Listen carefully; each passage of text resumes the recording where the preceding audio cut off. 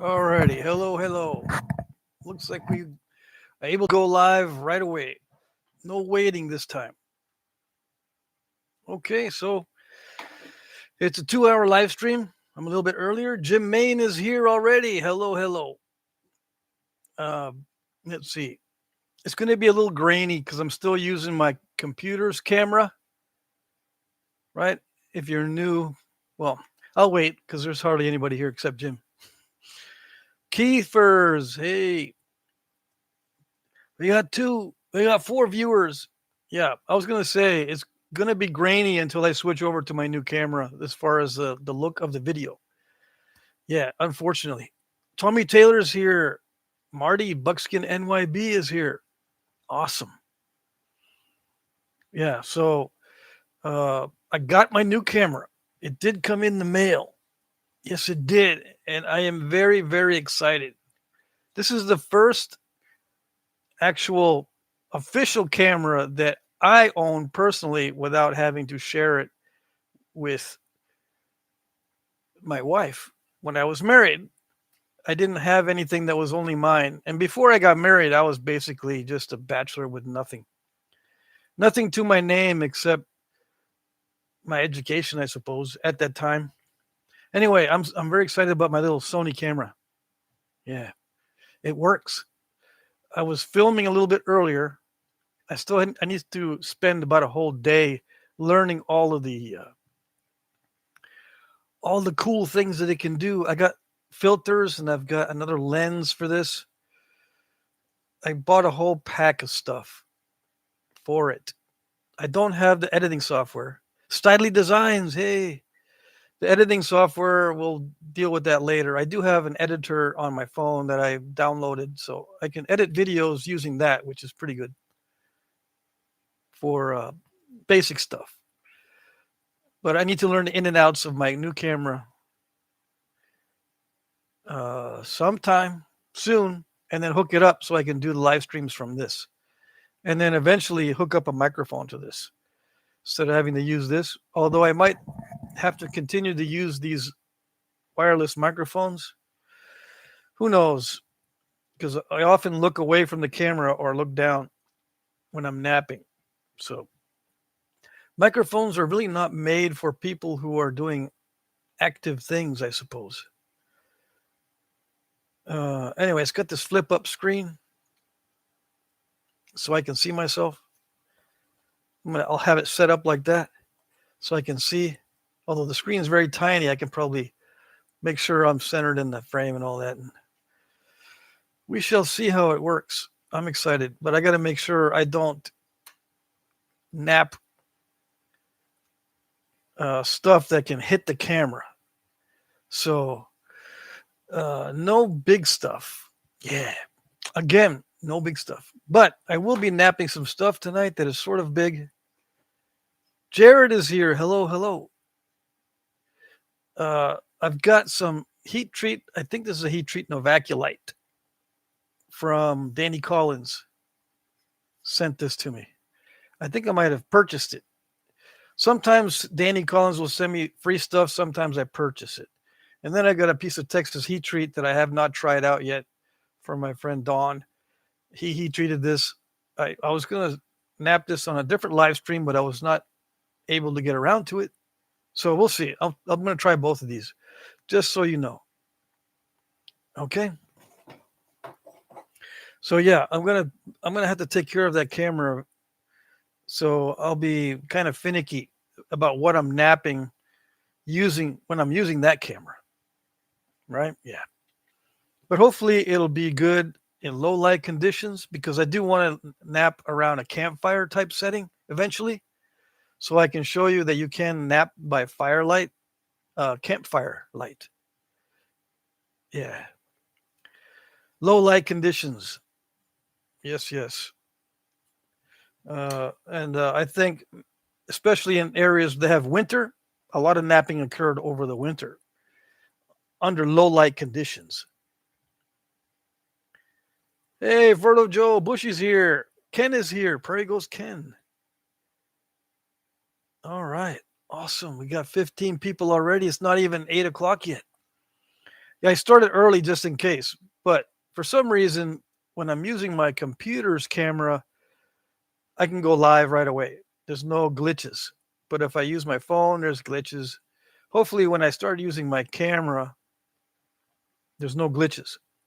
So for you that haven't seen it, I got my camera in the mail today. It's a Sony. Don't ask me the model or whatever, but it's a DSLR camera, so I can do digital stuff, right? I guess that's what that means. It's all saved on a memory card. It's got a huge memory on it. Let's see. Is that 64 gigabytes? I'm not used to all this. I'm an old fogey. Let me see. Yeah, no, it's 16 gigabytes. That's better than my phone, for sure. So I'm excited about that. And I bought an external hard drive. So now I'm almost all set for video editing. I just need to spend time doing it. I will start spending time doing video editing because I'm almost done with my back orders. Yep. So I'll be able to do video editing for people who want content geared to, 5-year-olds. Like, in other words, explain it to you like you're 5. So I will be doing that kind of content once in a while. Believe it or not, it's hard to do that content. It is. And I'm watching other people who are good at making very simplistic content with good presentation. It seems like people want that just so they can view something and relax. They don't want to have to think when they're viewing stuff on YouTube, it seems. Or they don't want to be uh, they don't want to be made fun of. What are we napping today? It says Stidley Designs. We got two things. We got Texas heat treat or heat treat Novaculite. Yeah. And this is like, I don't know, 6 inches or more long. It's one of the few pieces of Novaculite that I have that are big. I got lots of little flakes. I like saving little flakes of Novaculite because I want to make some keepers for my keeper case from Novaculite. No, this is 7 inches long. Yeah, so 7-inch Novaculite piece from Danny Collins. When I get it from Danny Collins, the Novaculite is always excellent as far as the heat treat goes. Now, there's imperfections, but he just says let him know, and he'll make it good. And I got Texas heat treat from a friend of mine. I did not heat treat this. I do have my heat treat set up. It's back there, so I will be heat treating. But like I said, I keep saying I'm catching up with my back orders. As soon as all those are done, I'll be able to do other stuff. Let's see. Ken says, I need to upgrade my camera too. I've been focused on my audio gear. I'm all set for home recording now. Yeah, that's one thing I haven't done is my audio gear. I don't have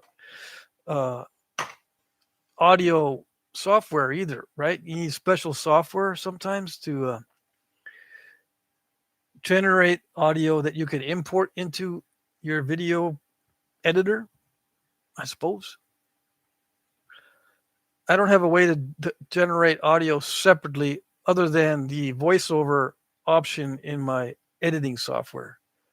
Like, I don't know how to import audio separately from the video. Although there's probably a function or a button on my video editing software on my phone. Yeah. Anyway, I spent a long time or a lot of time this week just organizing all my rocks. I still am finding rocks in different places. Yeah. And I found stuff that I was supposed to be doing as far as rock challenges. I got a ton of rock challenges still. And trying to remember the ones that I just found. I can't remember the names, but I need to heat treat a lot of that stuff before I actually do the rock challenge on video. Smash the like button, says Brendan. Yes, yes. Bushy says, I wish I had a huge memory. You don't have a 16 gigabyte memory up here? Dang. What about all that muscle memory? You should be able to have at least 16 gigs of muscle memory, right? That's what the human brain seems to be developed for. There seems to be more smarts in your subconscious muscle memory than the smarts in the conscious memory, or what the conscious can access. It's weird how that works. Yeah. Now let's see. I'm going to do. Did I do a channel news? Yes, Wednesday. Let me see.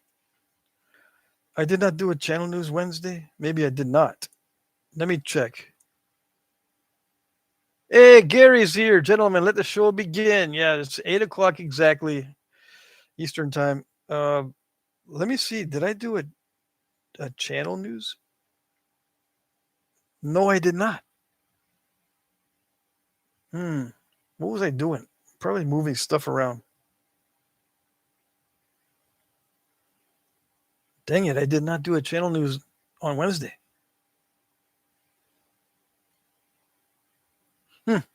Okay, well, sorry about that.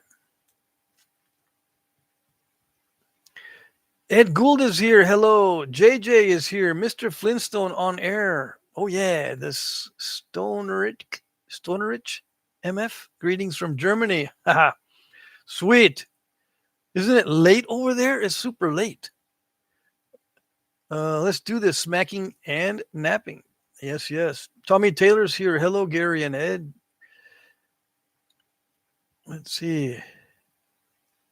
Jermaine is here, right? Or did I already see you? Yeah, you were the first one, Jim. Yeah, okay.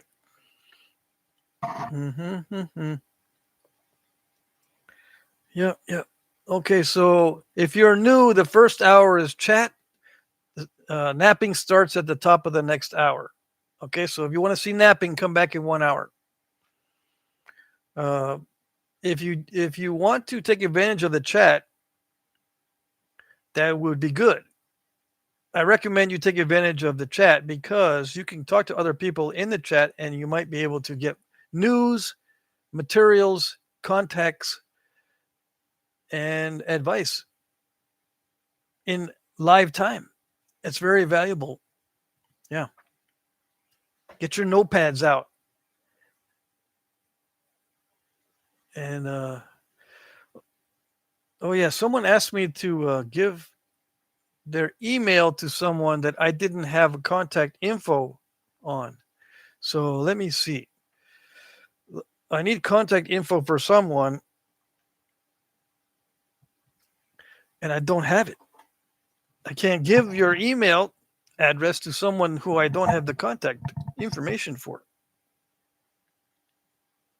Let me see. I can't find the email now.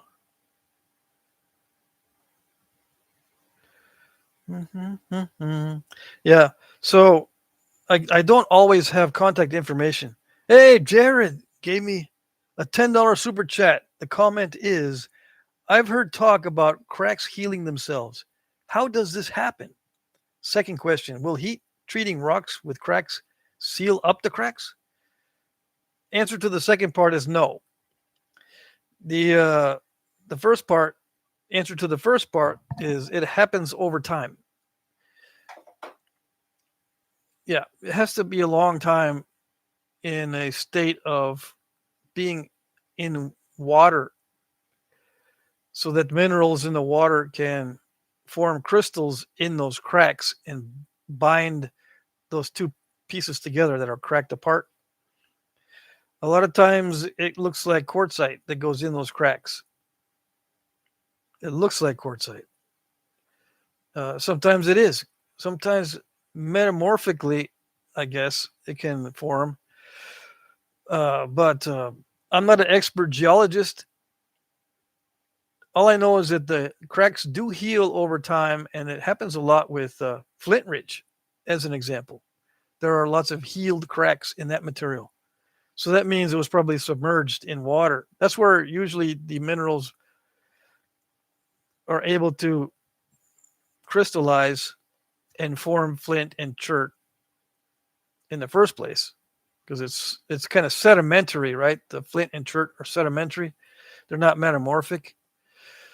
So if they crack apart and then they're still underwater, the minerals can get in those cracks by water action and then form more crystals and heal it together over time. But heat treating does not heal cracks. In fact, it does the opposite in my experience, makes them worse. It makes it easier to crack along those planes when it's heat treated, in my experience. Ron is here. Has anyone had an alternator replaced and then let the car sit for a week and it overloaded the ECM? I think the dealership messed my car up. Any mechanics on here? Yeah, good question. I don't know. I never heard of that. I thought the alternator needed to be running before it does anything. Or, turning, spinning, whatever it is that it does. It doesn't hold a charge. I mean, an alternator doesn't hold a charge. It has to be running in order to do anything. Jim Cooper's here. Hey. Let's see. So, Jared, yeah, I hope I answered that question okay. I'm going to start experimenting with melting glass into little patties, because that's what they look like when you heat them up in the microwave kilns. Those ceramic little pots you put in a microwave, and it heats up glass. I'm going to be starting to do that with black glass to simulate obsidian, and maybe I'll mix in some clear glass with the black glass to create little banded obsidian looking type stuff, but it'll be glass. Now, people have asked me if you can reheat obsidian into little patties. No, it doesn't work that way. Obsidian, just when you heat it up, it gets all bubbly. It doesn't melt and flow like man-made glass. Bushy says, Patrick, do you have good colored glass? Yeah, I got good colored glass. Yeah, I do. Let's see. Yeah, I've got greens and I got all kinds of different colors. Jim says, got the green light to start walking again slowly. Doc says I healed up well. All right, sweet. I got all your stuff together to put a box together. I'm just debating whether or not to send you a large box or 2 small boxes. Mike Mason says Patrick is accurate. They must have crossed a negative and positive somewhere and caused a reverse polarity of the ECU. I'm no expert. Yeah, that's always possible. Crossing that polarity messes everything up. How do I know? I don't know. Have I ever done that? Yeah. Mm-hmm. By installing a battery wrong. Yeah. Okay. Ed Gould says they replaced the alternator and didn't fix the problem. Okay. Let's see. JJ, for melting glass, you need a minimum of 1,500 grad Celsius or more.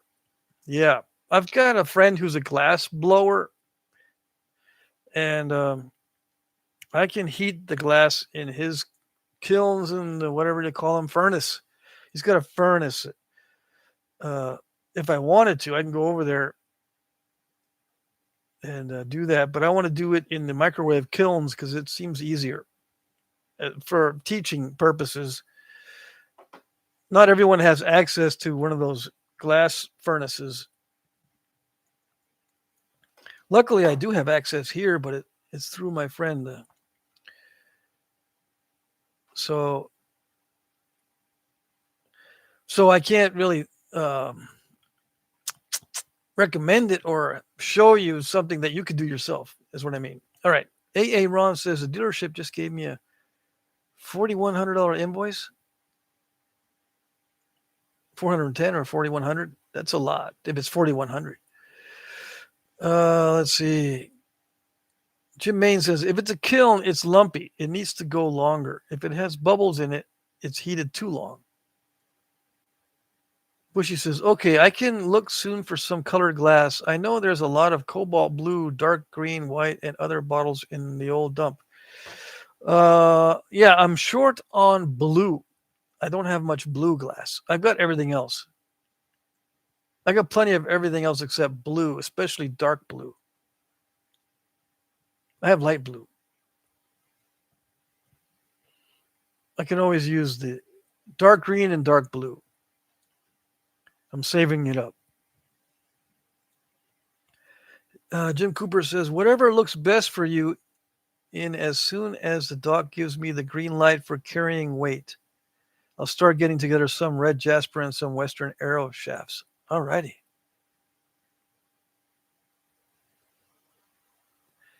Let's see. AA Ron says, no, Pat, sadly it's 41,000. Who charges 41,000 for an invoice on repairs? Holy moly. Ed says, always ask for your old parts. Yeah, they better give you a whole new old car for that price. Whole new old car. What am I saying? They better give you a whole big old supply of parts. Dang, I never seen a bill that big.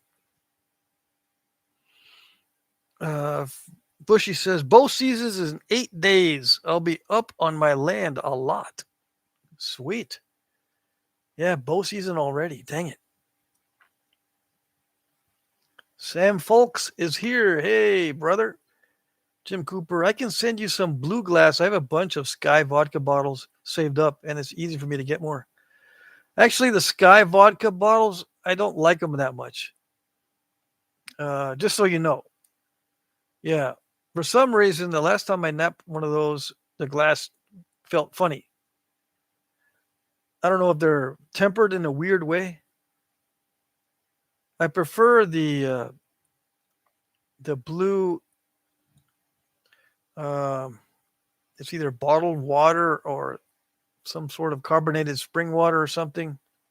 The bottles that contain water and not liquor or alcohol seem to work better. I don't know why. Prairie Ghost Ken, I see a lot of slag glass for sale on eBay. I'm going to buy a chunk sometime. Yeah, just be careful because slag glass has a lot of bubbles in some cases. Jim Main says it's already open in Missouri as far as bow season, right? Just too hot for me to go.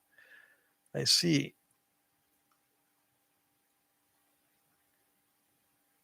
Let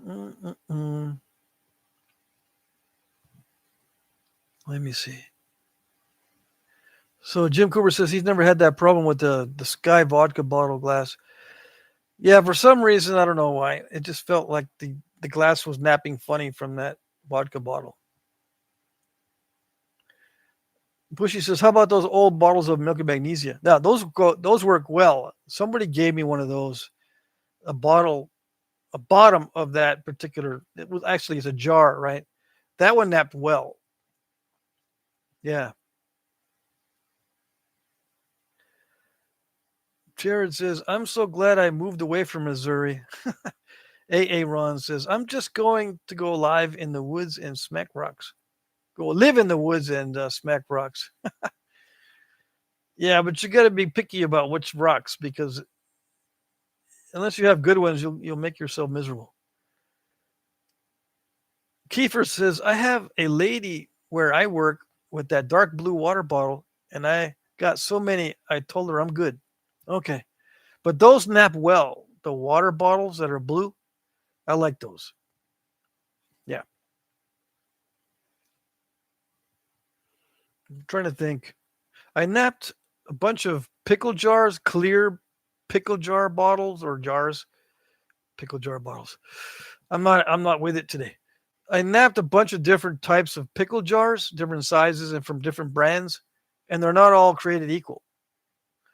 I wish I could remember the type of clear pickle jar that napped well, because there was one that napped well, and I think it was the big, huge, gigantic pickle jars. The largest pickle jar made of glass that you can find is probably the one that worked well. The other ones didn't work that great, as far as I remember. I don't know why I remember, but it's probably because I'm a flint napper. I remember these different materials and how they nap. I also like the green water bottles, the green bottles that contain, sparkling water. But now they're all going to plastic. Yeah, what is it with the plastic? They're trying to poison us.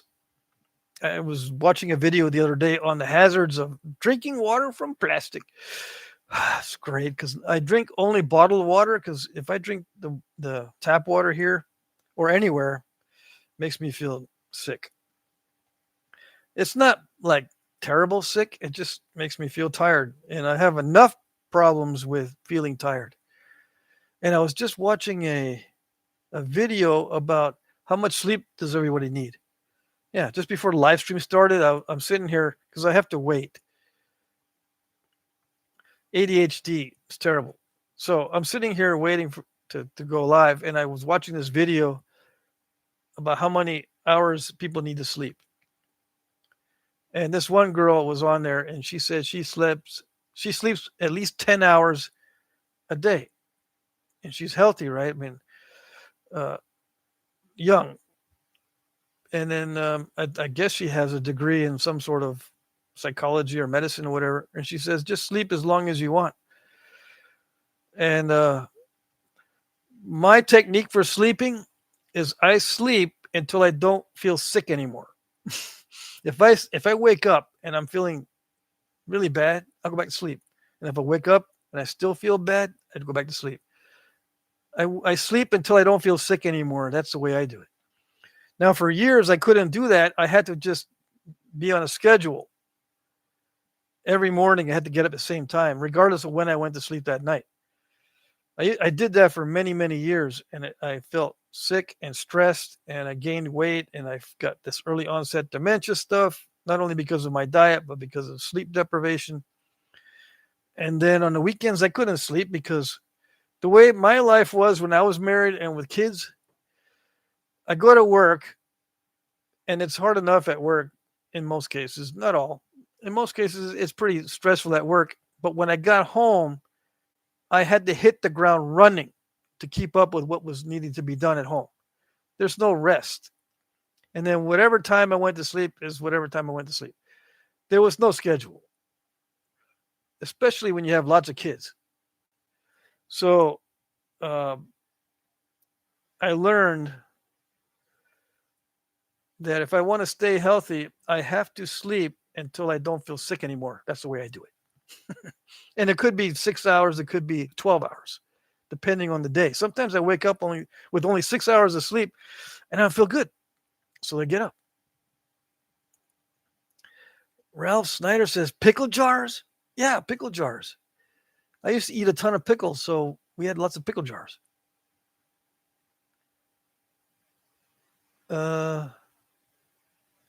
Let's see. What does that mean? Smacking on some buff. What does that mean? Martinelli's is my favorite, says Jim Cooper. Yeah, that's a good one. That's a good bottle. Martinelli's. Yep. Beauty Cat says, I found my first Purex bottoms yesterday. Awesome. Those are brown though, right? Ed Gould says, no, not smacking. I don't understand what that means. Noxzema little jars. Yeah, those work well.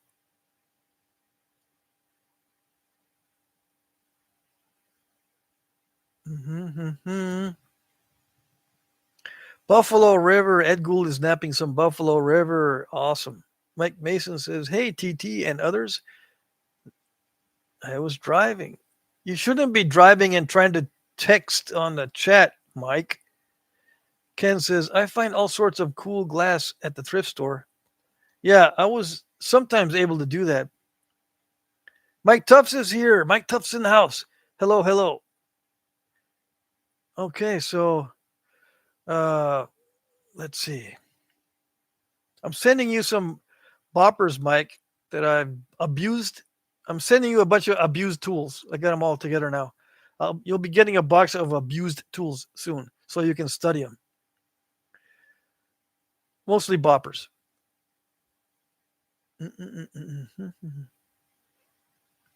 Mike Mason says, "Oh, I didn't text. I pulled over and got some wood." Okay. JJ says, Are you know what's imposant? What does that mean, JJ? I think JJ is in Germany, right? So maybe the translation is not working. Michael Bonnet. I made it again. Good. Styly Design says, Hi, Mike. Yeah, I have a hard time reading.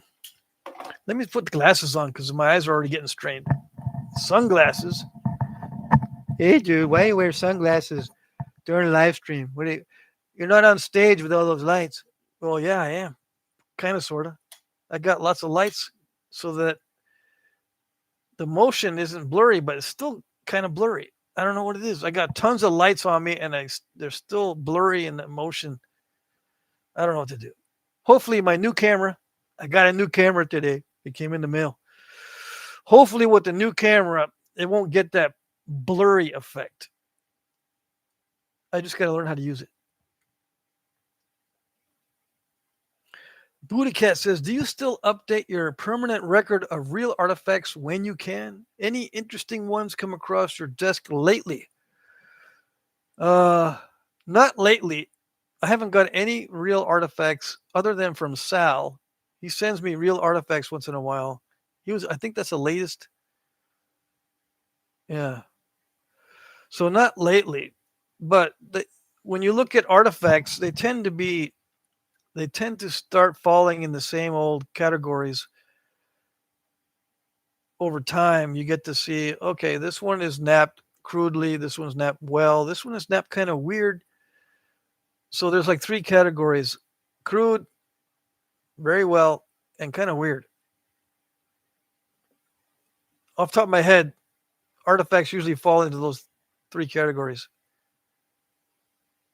And I haven't had any lately that I've looked at that are different than that. It's either crude, really well done, or kind of weird. How is it weird? Sometimes they're twisted. Sometimes the bases are off. They're not aligned with the blade, like the stem or the base. Let's see if I get this right. This is the blade. This is the stem. Sometimes the stems are like this, and the blade is like that. Or stems are not aligned with the blade. That's a weird example. Sometimes when the stem is bifurcated, one of the bifurcates is twisted or off. I mean, it's not straight. It's not flat all the way through. Like if you nap from a slab, everything's going to be on the same plane, as an example. But in real life, or the real artifacts, they didn't nap slabs.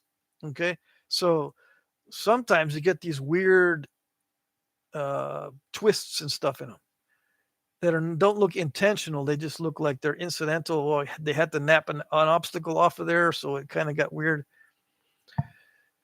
Anyways, I've looked at thousands of artifacts, literally. Yeah. So I've seen quite a bit. So nowadays, when I look at an artifact, it's like, okay, well, my brain puts it in one of 3 categories: crude, really, really good, or weird. I haven't seen anything that's I haven't seen anything that's like shocking. Whoa, dude! Wow. No.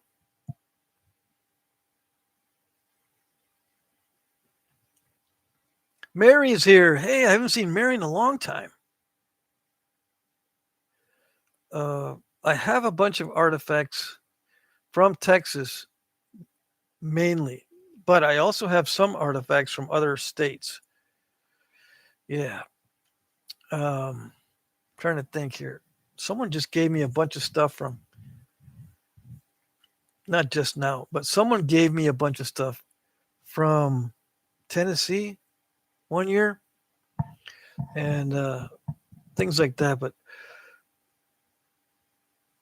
um, the best things to study are casts. Okay. So if I want something new to cross my desk, I would buy a cast. Like I bought that cast from Belize, that cast of a point that's from Belize. If you haven't seen that one, I can get it and show it to you. Let's see.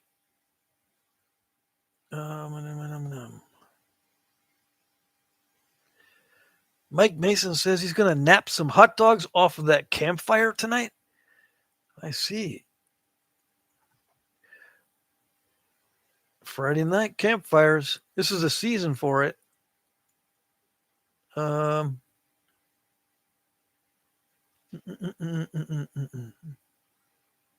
me see here. Sam Folks says September 5th went to my first nap in Dixon, Tennessee. It was a lot of fun. Thanks.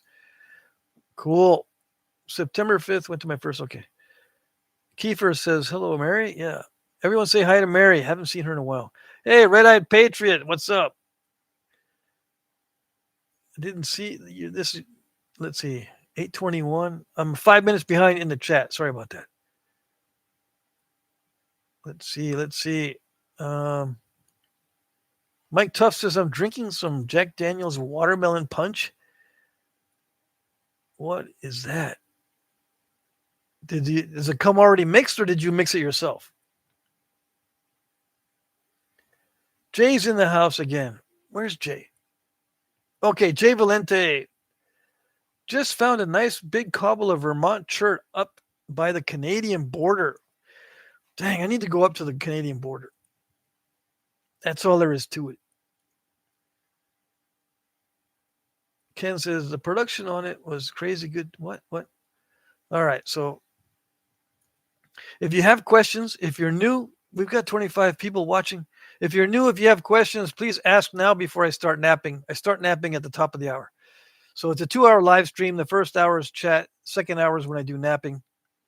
And I nap for 45 minutes and then I try to wrap it up in the last 15 minutes. But it's not a rigid time schedule. Sometimes I go over, sometimes I don't nap that long. But yeah. Everyone say hi to Jay. Good to see you, Jay. Let's see. Lithic Casting Lab is a very good place to get new stuff. When they've got new stuff every once in a while. And whenever they introduce a new cast, it's always excellent. I've never had a problem with Lithic's Casting Lab, other than the fact that sometimes they're not open. Like they'll shut down for a while for the season or something. I don't know if they still do that. But they used to do that. Sometimes you couldn't order casts because they had shut down for the season or whatever. Let's see. Yeah, Mary says you can't have too much Jack Daniel's watermelon punch. It's too much sugar. I agree. If that's what that is, if it's pre-mixed, those things are full of sugar.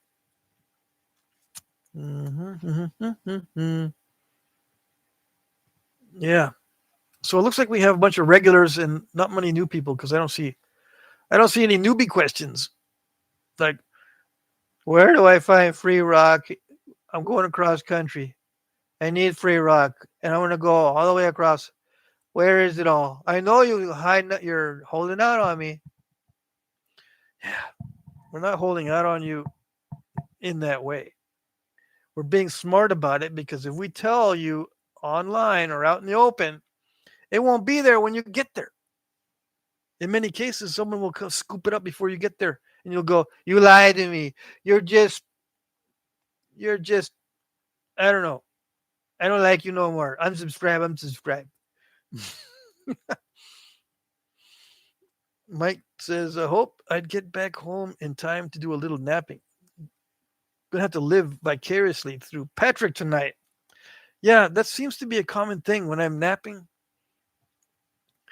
Some guys don't nap anymore or whatever, so they just watch some of my videos and other videos, of course, too.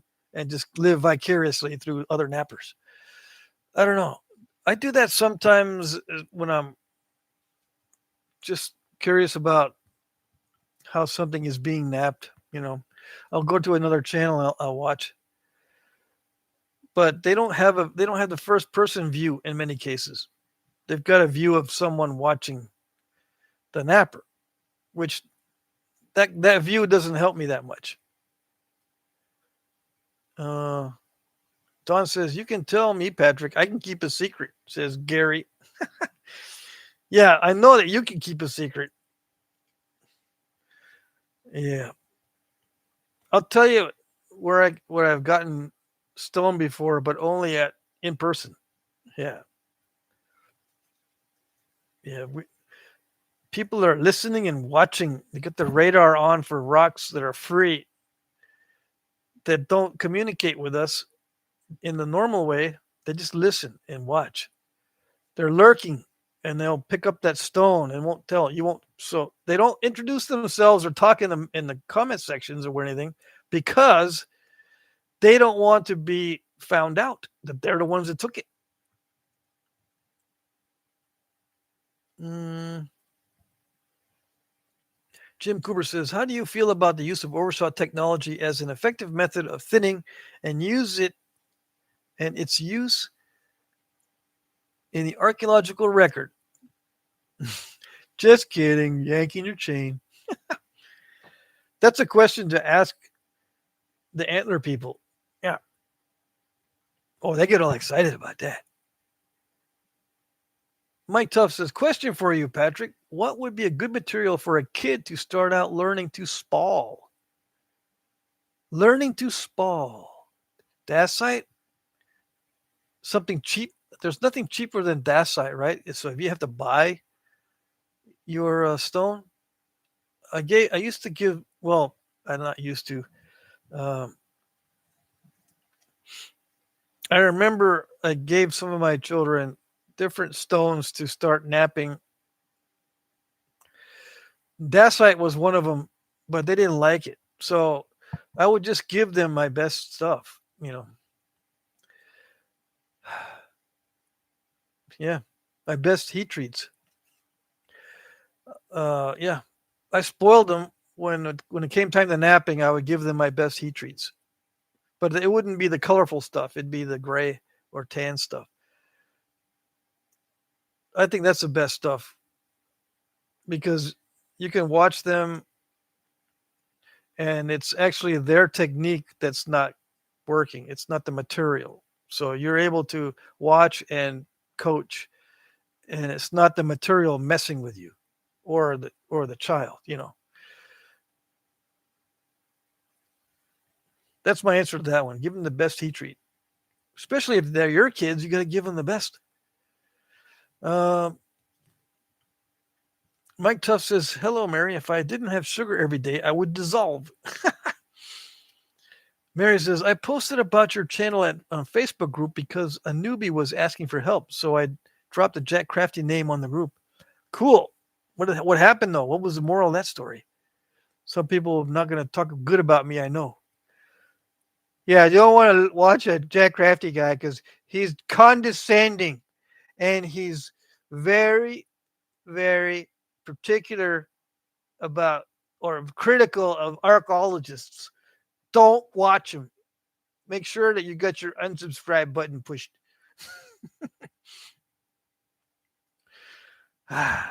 Jim Cooper says, "What level of mastery did your kids reach?" They mastered getting a triangular shape. They didn't like notching, but as long as they can get a triangular or oval shape, they were good. Yeah. One of them, one of my daughters actually got into the notching a little bit and got into making stems. But most of my kids, the ones that were interested, like there was only 3 out of 6, maybe 4 of them. Anyway, one my sons, uh, they tried it for like a week and they didn't like it. My daughters are the ones who are more into the napping, believe it or not. Anyway, they got good at making triangles to the point where if they wanted to go hunting with those points, I would just need to sharpen them up a little bit. But they were pretty good. So I mean, they're still newbies, but they were able to get their shapes done and thin enough to where they could put it on an arrow shaft. Yeah. And they used indirect percussion mostly. They hated pressure. They like direct percussion and indirect percussion. The pressure stuff they didn't like. Except one daughter, which got into shaping and making notches and putting stems on the points. Mike Mason says, I made a post on the community. I ended up mentioning the name of someone who was taken out recently for political reasons and can now not interact with the post at all. Oh, dang. I don't know what's going on with that. That would be terrible if that was the case. Bill Hansen is here. Just kidding. But I was just on the West Coast. What did I miss? What were you kidding about? Any nap-ins in Colorado? Yeah. Mm-hmm. Yeah. People have asked me that so many times. So I started making fun of it. So that's not good about not being able to comment on the community because of some kind of political comment. Mike Tuff says, that makes good sense to me. Thanks, Patrick. Okay, good. Talking about what should kids start napping with? Mary says, Mike, I'm here eating grapes off the vine. Let's see. Lucky you got grapes that grow well. Let's see. Ed Gould, I don't know what you're trying to say. Oh, about the nappins. Yeah, Ed Gould lives in Colorado. There's no nappins.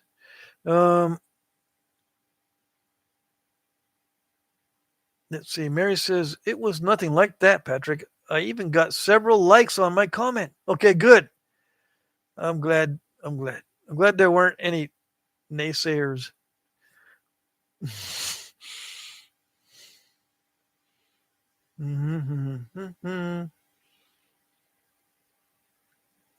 Let me see. Bill says, I brought home obsidian, China Hollow jasper, and a load of Yellowstone River rocks. Jim says, nothing beat obsidian for ease of pressure flaking, in my opinion. Yeah, that's true. But even so, my kids didn't like pressure flaking at all, even on the best heat treats. They kept going, Dad, it doesn't work. It doesn't work. I'm pushing and pushing and pushing. It doesn't work. I said, you got to push harder. Yeah, but it's not doing it. I don't know. You just got to build up muscles. I don't want muscles in my fingers. It's lame. They always say stuff like, it's lame, Dad. Needs to work. I want to hit it. So that's what they did. They just hit the crap out of it. Let's see.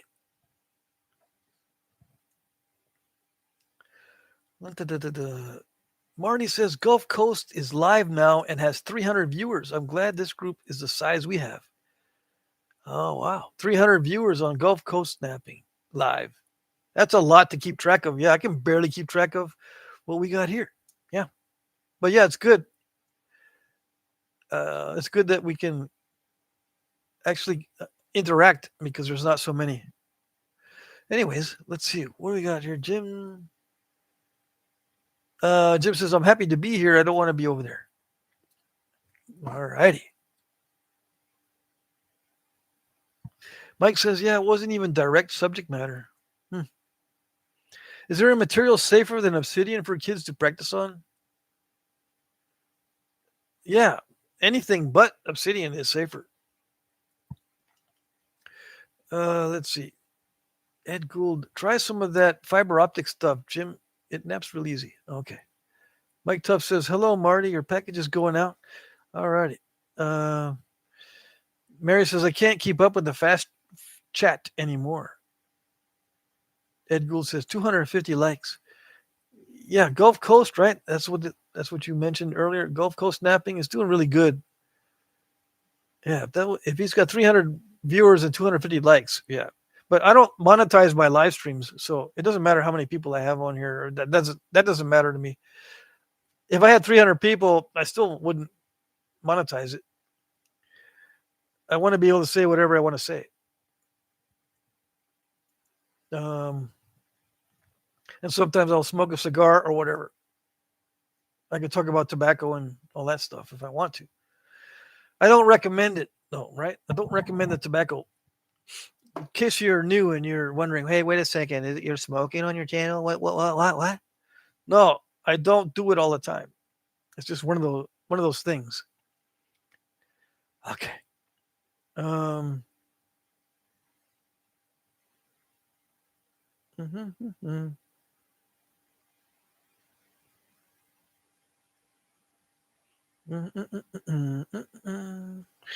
Mike Tuff says, Jim, I'm horrible with glass. I just don't have the finesse yet. Ralph Snyder's here and always give likes to everyone's comments. Awesome. Ed says he's not going to say anything out of line. Who's not going to say anything out of line? But yeah, I need to look into the not being able to comment on the community, because that'd be terrible. Yeah, what's up with that? Let me see. I need to look at the community today because I haven't looked at it today. Right?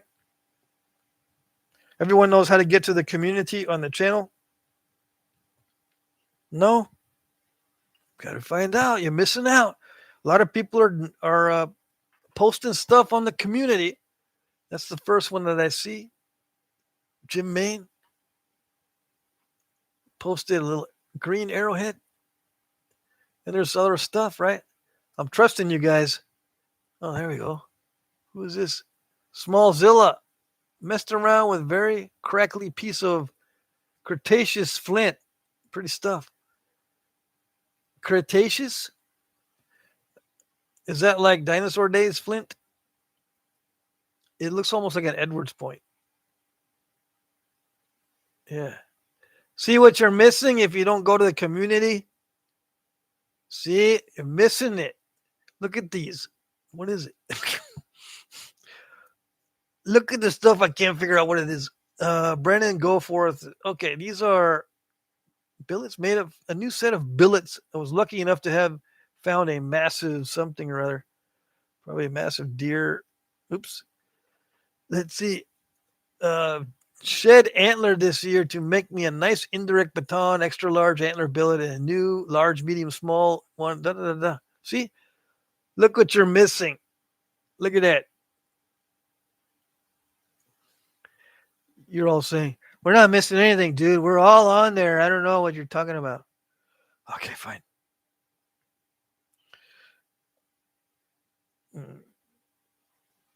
Yeah, DCI asks if anyone has any material they would be able to send me, let me know. I'll pay the shipping. It's not very easy to find material here in Idaho. Yeah, so I guess comment on the comment because he's got no comments on his comment. You need to hit the comment little deal and say, oh, I got extra material. Yeah. If I'm not sending it to Red Eyed Patriot, I'll send you some, right? Because Red Eyed Patriot's in the same boat as you are, DCI. Yeah. Okay. Who is Red Eyed Patriot? He's in the chat. Of course, DCI, I've only seen him a couple times in the chat. Oh, let's see. It's easy for me to read the comments with my glasses on if I get real close to the screen, but I'm have a feeling that if I get that close to the screen, I'm like huge on your TV, right? I don't want to be taking up the whole screen on your TV.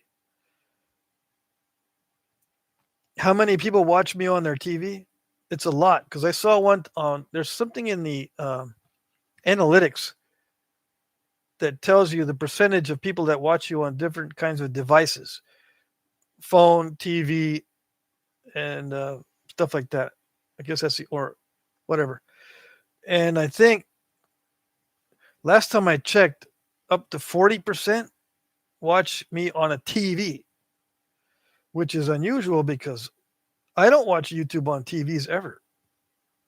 I tried to watch it one time or a couple times with my dad when I got here. Let's watch YouTube on TV, Dad. And he was interested in it for about 5 minutes. That's it. He was like, "Can we watch something else?"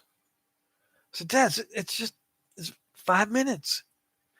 Yeah, can we watch something else? What do you want to watch? The stuff I was watching before? Oh yeah, and turn the volume off. So he wants to watch something else besides YouTube with the volume off. I don't know. Is anyone else in that boat? Let's see. Mm.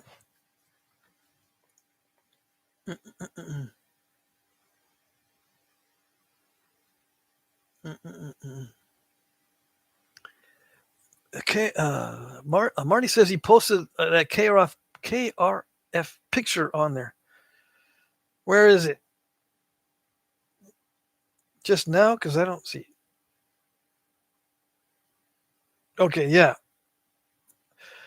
Marty picked up a bunch of Knife River Flint.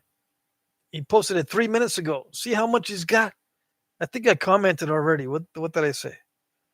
Oh, no. Jim Main says nice haul. I need to put in my awesome comment. That's just a face with a thumbs up. That's my awesome saved comment. Yep. Jesse posted something just now too. No, that was a long time ago. Let's arrange this by newest. Yeah. So Jim Main, 27 minutes ago. Hey, during a live stream. Yeah, you guys are multitasking. All right. So what did I miss here? Let's see here. Yeah, I missed a bunch of stuff. Ed Gould wants to know how to watch it on TV. Let's see. Gary Reed says, not me, I'm computer challenged. Let's see. Jim says, glass and obsidian were all I could get for a long time. When you're used to flint and chert, it can be really easy to overpower materials like glass and obsidian. Oh, yeah. Let's see.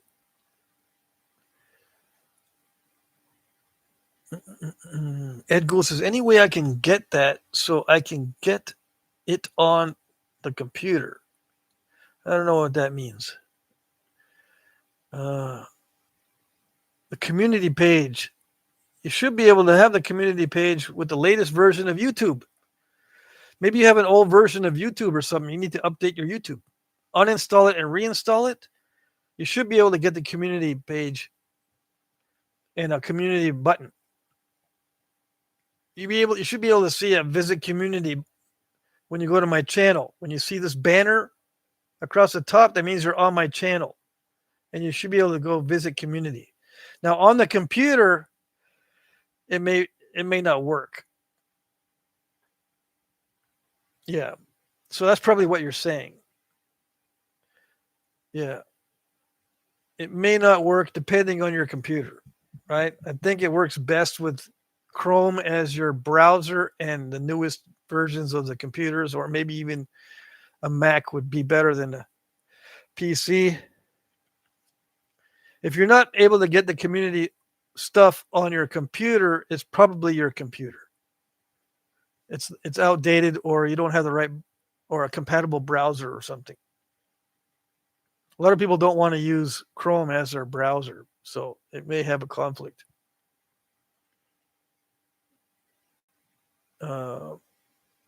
Let's see.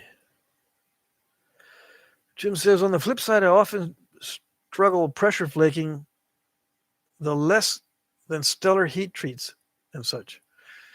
Yeah. Mike Mason says, you're bigger than you know, Patrick, for a little guy with small hands. Yeah. Okay. That's good to know. Jim Main says, I watch on the TV, but I have to use the phone for comments. Yeah, I think that's pretty common. Yeah, Mary says, yeah, I'm in that boat. That's why my mom has her own TV. Yeah. I bet fiber optics is fun to nap, says Sam.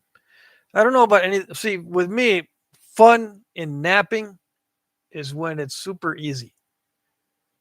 And fiber optics or any type of glass, I don't consider that super easy. Yeah. I recommend glass for beginners, but it's not like super easy. Any kind of glass is not super easy. So I don't have fun with that stuff. I have fun. I'll tell you what materials that I tend to have fun with, but it has to have a certain texture to it. All right. I recently napped some heat treated Horse Creek. That was good. I enjoyed that. Some of the hornstones have a good texture and feeling to it and nappability. I like those just because of the feel of the stone. Um, what other anything that feels in a feels right. The black butter obsidian, it feels right. It has that weird characteristic. I call it weird because I'm very picky about what feels right and what doesn't. If it feels right as far as texture and nappability, as far as the preparing the edges and stuff, if it feels right, I actually enjoy napping some of that stuff. But it's rare. Most of the time when I nap, it's just work. Yeah, it's just work most of the time. And I like the result. That's where I get my happiness and my enjoyment by looking at the result. And I don't get the happy feeling while napping glass unless it's obsidian and the buttery type or high grade dacite. The stuff that's in between obsidian and dacite. Let's see. Mary says, what are you napping today? I'm going to start on this piece here. This is a piece of Novaculite heat treat from Danny Collins. 7 inches long right now. I also have some Texas heat treat that I did not heat treat. And it's just a piece of Central Texas chert. And I don't even know what color it is. This was stored in a bucket that got rusty. The bucket was metal. And it got full of water back behind his house or whatever. It got kind of rusty.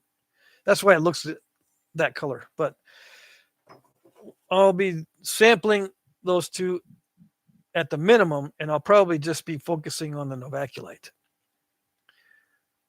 Let's see. Let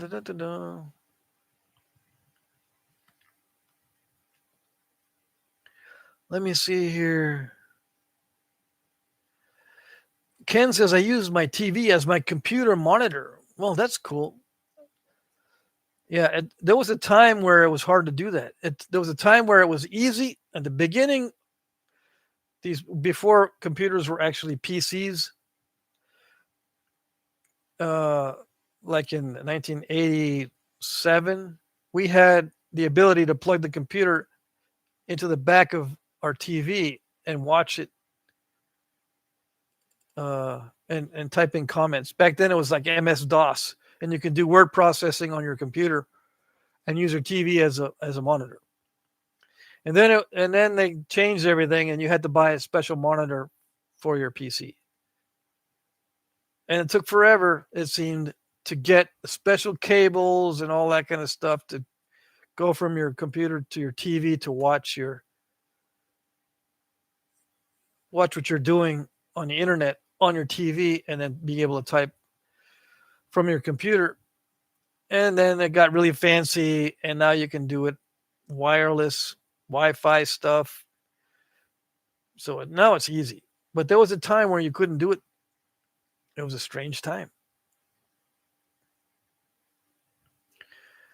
Why? How do I know that? I don't know. Why do I discuss things like that? I don't know.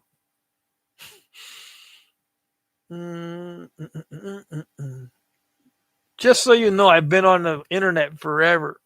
Yeah, that's why I say that. I was on the internet back in the days where people were actually telling the truth on the internet, and they weren't all anonymous either. Yeah, nowadays you can be whoever you want, say whatever you want, which is good, but it's all a bunch of BS. I remember when there wasn't so much BS on the internet. Some of it was a little bit too raw. Yeah, but other than that, it wasn't that bad. Nowadays, I'm trying to find something truthful about a current event, and I can't find it because it's just covered with garbage. The truth is covered with garbage these days, and there's no way to filter it effectively. Even with asking AI, okay, what does this mean, or what is the latest on this? It just regurgitates what everyone else is saying. In most cases, it doesn't investigate or use logic unless you tell it to investigate or use logic. And when you try that, it doesn't give you the full story because there's so much junk that it has to filter out all that stuff, and it just gives you a little bit.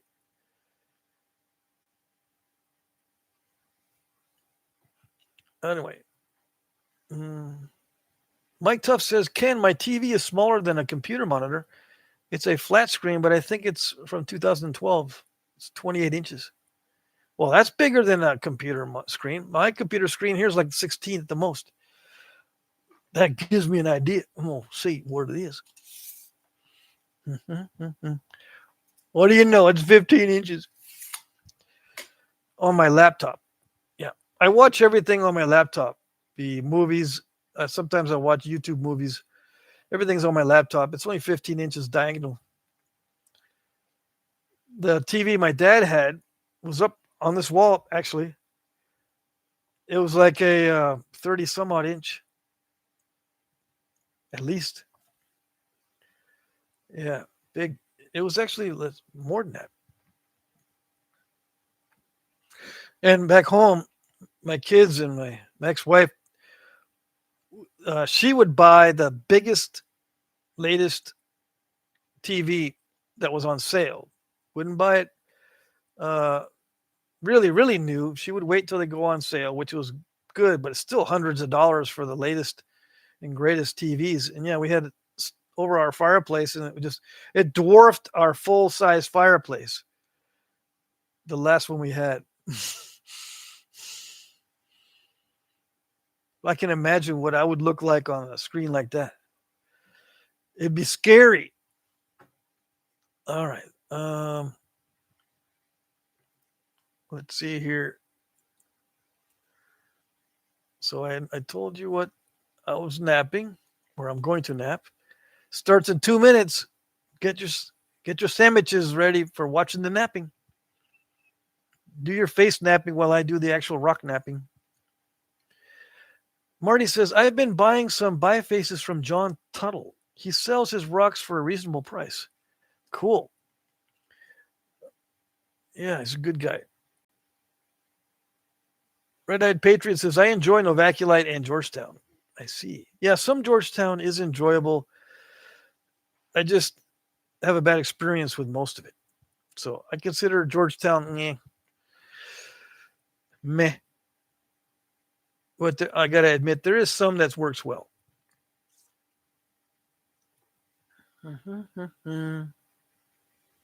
Jim's leaving? Who? What?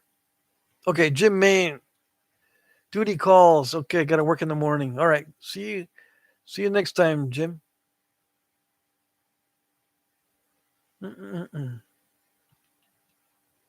Somebody says corn for nappers. Corn, please. You mean popcorn? Oh, you got your angulometer, Marty? Yeah. Get your angulometers out. Get your angulometers out because I'm going to start napping here pretty soon. Yeah. Angulometers and all that good stuff. What else? What else is diameterometers, so you know the diameters of the tools that I'm using. Get your diameterometers out, your angleometers out, and your malletometers. How much force am I using on the mallet? Get your malletometers out too.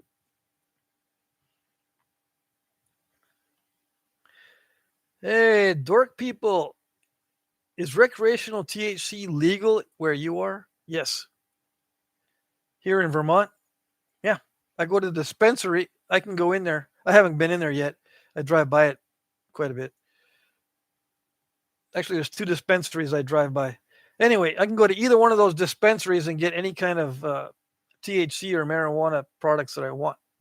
Yeah. If I wanted to. I never partake. Now, my dad had some stashed in the house for when he was not able to sleep. But when I was taking care of him, he didn't take any of that stuff. But yeah, my stepsister would make brownies. It's cliche, but yeah, brownies are made commonly here. Cookies and brownies with that stuff in there. And you can just go to the dispensary now. I think the dispensaries have been here for over a year, fully legal for any kind of purpose, medical or otherwise.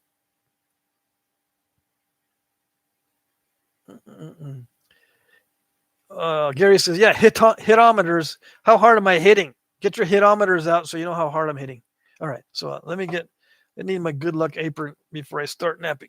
Okay, so I will be doing napping and a little bit of explanation, but I will be ignoring the chat while I nap. Okay?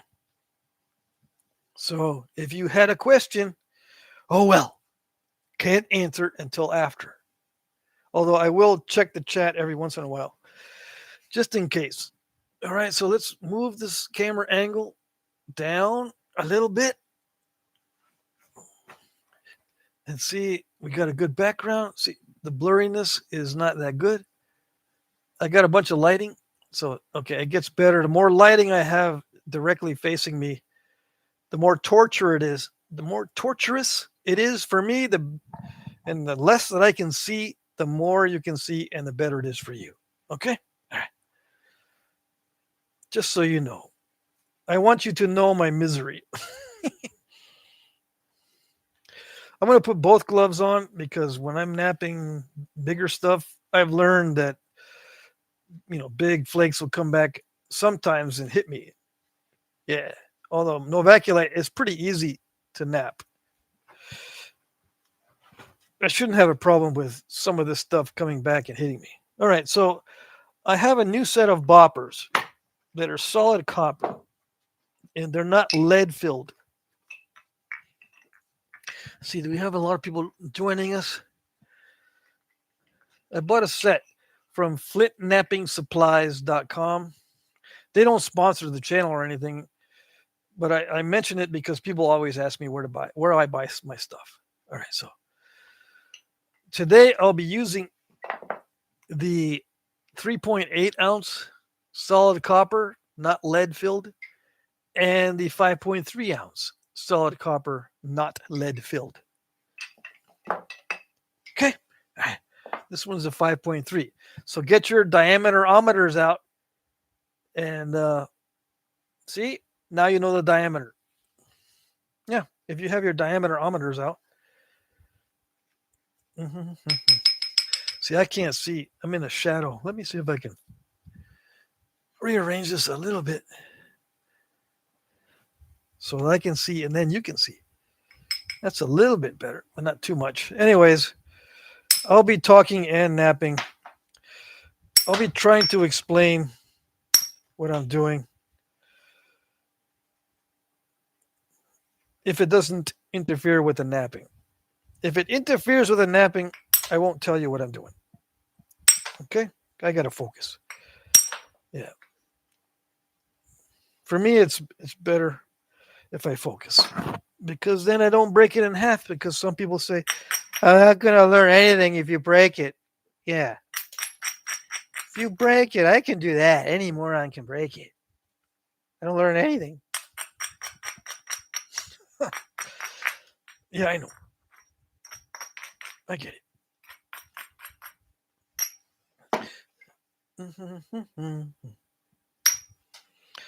In order for me not to break it, though, you won't like what I do because I like to make them shorter and not as long if I want to keep them from breaking. People hate that. They say, why don't you like the big pieces? Because you're, I think it's because you're weird. Yeah. No need to think because I am neurodivergent. So I'm going to be weird no matter what. I think there was an existing crack in the material because that cracked in a strange way. See, that's a very strange thing to do. Normally, it doesn't do that. If it's going to snap, it's usually clean like this. So that was weird. And talking about losing length, yeah, there you go. But I can make a couple things out of this. This piece is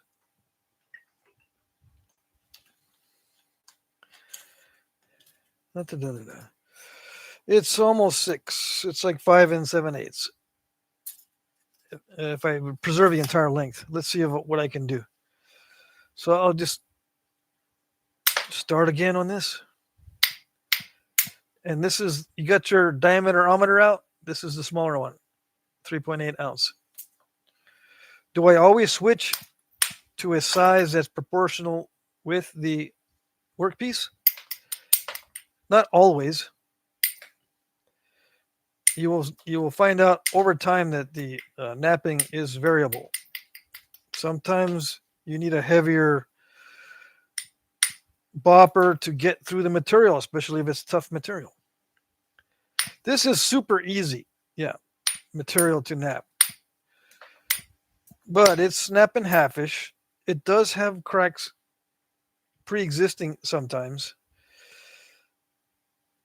I'm blaming it on the pre-existing cracks, the crack I got here that broke it.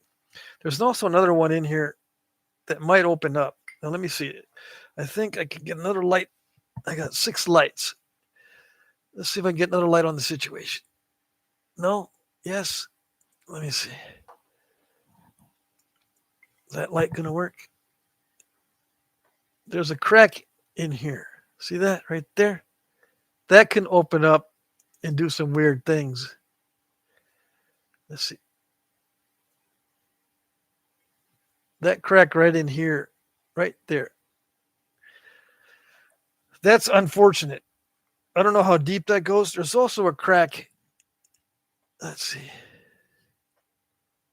Through there. Right there's a crack, and it goes down into where it already had snapped. It goes down into this area. So that's a weirdness that I got to contend with. Anyways, most of you guys are experienced nappers. You kind of know what the story is with Novaculite. See how that terminated at a crack? It terminated at this crack right there. So it looks like it's all messed up in here. We'll see if I can retain this tip material without much difficulty. What kind of difficulty is there? It has to do with luck. The difficulty in this case, if I run into bad luck and that crack goes very deep, that's what I mean by difficulty. It's just something that I could not avoid. It's not something inherently bad with the material as far as the nappability. It's just inherently bad with the condition of it. It's got a crack. It's got cracks in it. It's easy to nap as long as there's no cracks. Anyways, let's see what happens. I have a feeling it's going to mess up.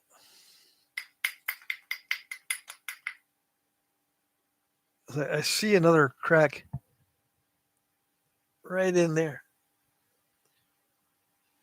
See that? Right under right under that. Not the cortex, but the top of this. There's a crack underneath that. Or what looks to be something weird. Maybe it's not a crack, it's just a weird thing. A weird fracture that doesn't go into the piece. It just stops right there, but it looks like it goes in. If you look on the side, there is a crack here on the side. Anyway, you can't see it very well from this perspective. So that's, sometimes you can tell where there's cracks on this stuff, sometimes you can't. Yeah, so I'm losing a bunch of length because I'm trying to get past these cracks.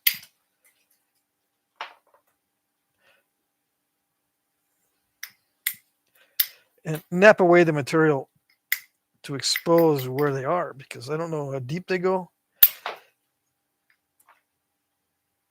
I need to try to explore where they go.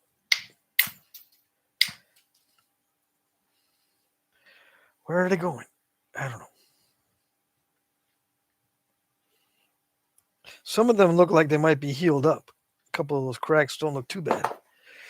But I am going to lose some length just because I need to get rid of some of that material. Oh well.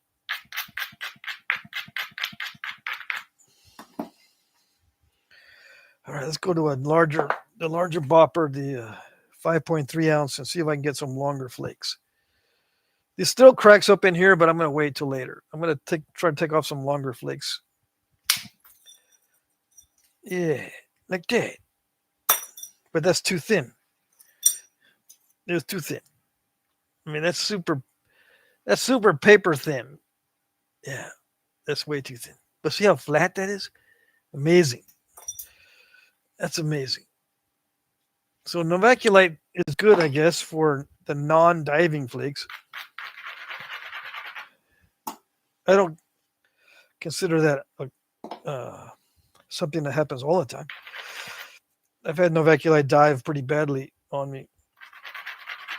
But in this case, maybe not. Yeah, like that. That's got a little bit more meat on it. I can make an arrowhead out of that.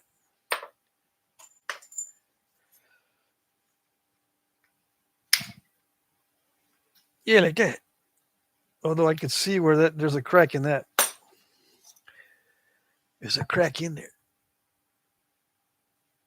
Yeah, right there. So I might not be able to use that fully for an arrowhead, but it's okay. All right.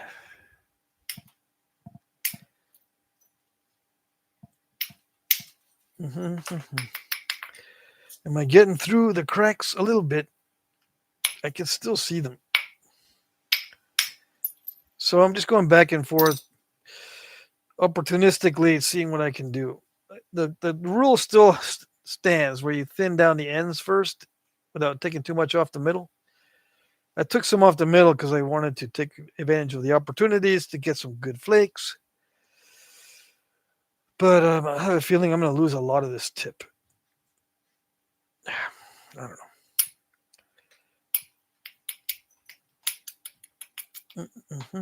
Kind of dicey. Mary says, question, can cracks develop in a material while it's being slabbed? Yeah, if it's generating a lot of heat. Yeah. But usually when you're slabbing, you're not generating a lot of heat.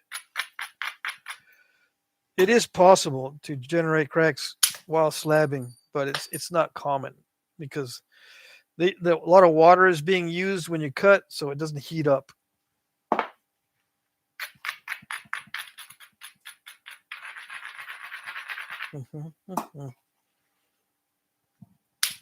So the answer is, if there's heat, yes. If there's no heat, then slabbing doesn't create cracks. as far as I know.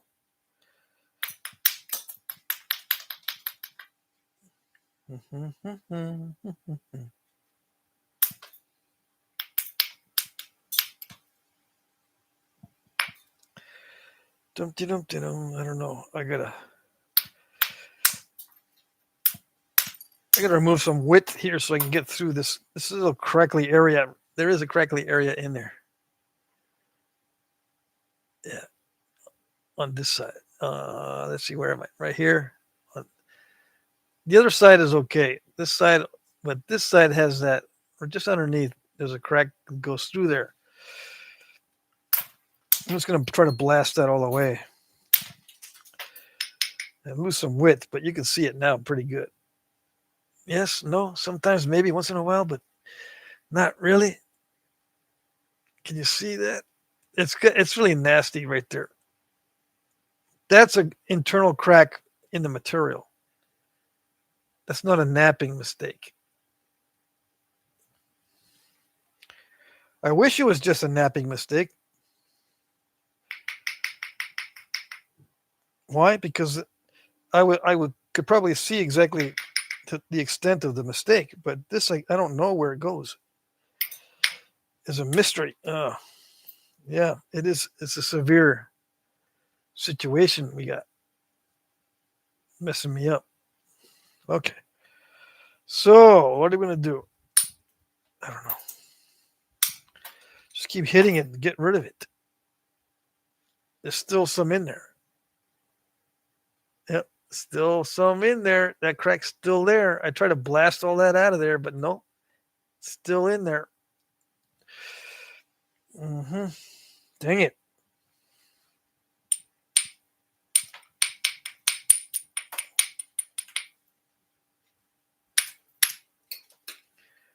Yeah, it's nasty. And that's not a knapping mistake. There's definitely cracks in there.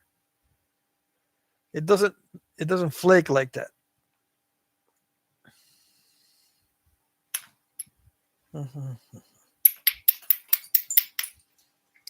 So I just gotta try to break that all away. Yeah. It's all crackly in there.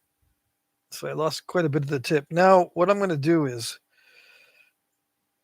I was gonna make that the tip, but I'm gonna switch it over and make this the tip and just blast all this off of there. So it's gonna be much, much shorter, but this is just too nasty. I can already see a bunch of other issues that are gonna happen in here. Okay, so I'm gonna blast all that out of there and switch it around to where this is now the tip. This up here. Just blast all that.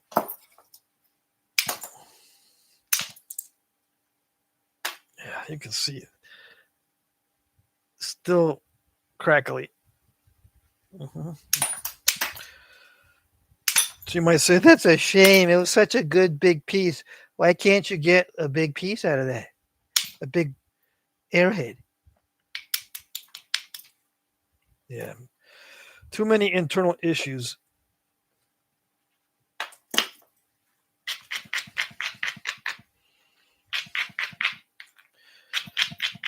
Too many internal cracks.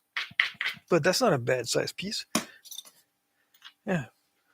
These are around 3 inches. I mean, I can get 3-inch pieces. Those are my favorite. Where is it? Tape measure. So now with this as the tip, let's see, 3 1/4. It was 7, right? So this one's 4. So good. We're good.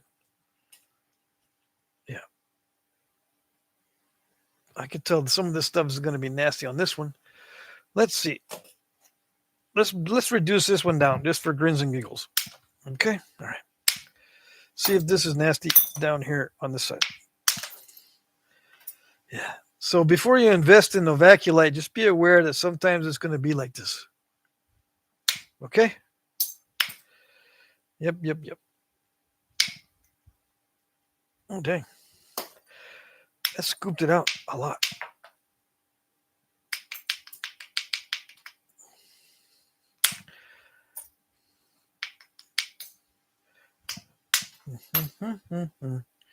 So this one does have issues down here, but they're not all that bad. Not as bad as the other one. But I'm going to lose length. Can't have any issues in there when you want to thin it down, especially with snap and halfish type stuff. No issues at all if you want to thin down stuff that's very snap and halfish. And Novaculite heat treat is very snap and halfish. Yep. And you don't want to give this to beginners unless the only thing you want to teach them is what easy flaking is like. You want to know what easy flaking is like? Here's some Novaculite. Oh, that's what easy flaking is like. Okay. Now I know what they're talking about. Yeah. But that's about it.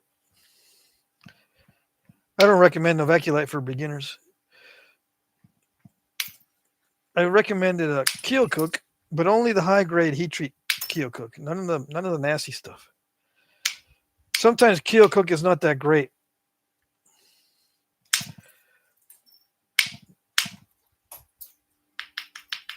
Okay. So yeah, it can, even though it's heat treated, Keel Cook can sometimes be only for advanced snappers.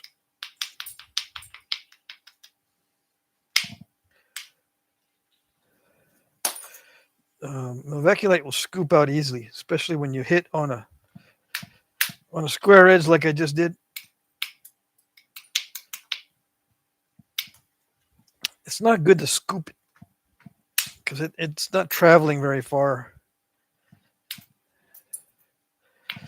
I'm trying to get rid of the square edge without removing too much of the width.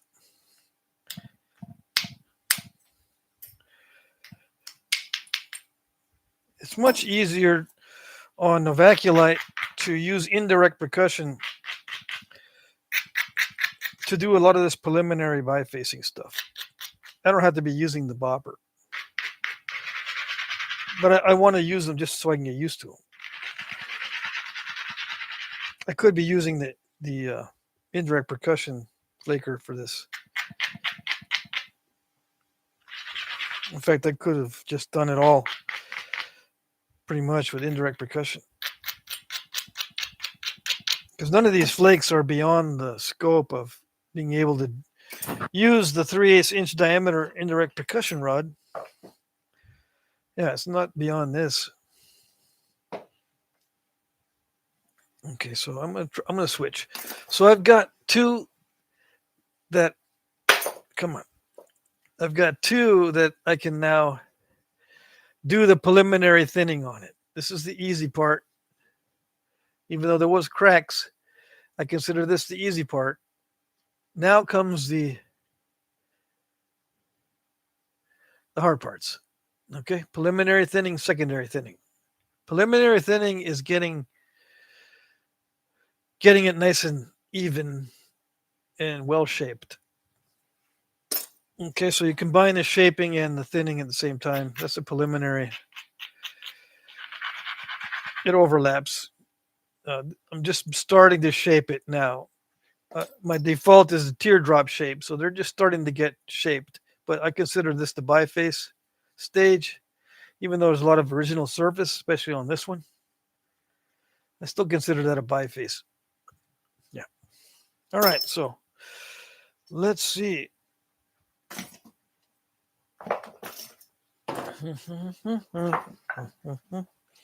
Move stuff out of the way.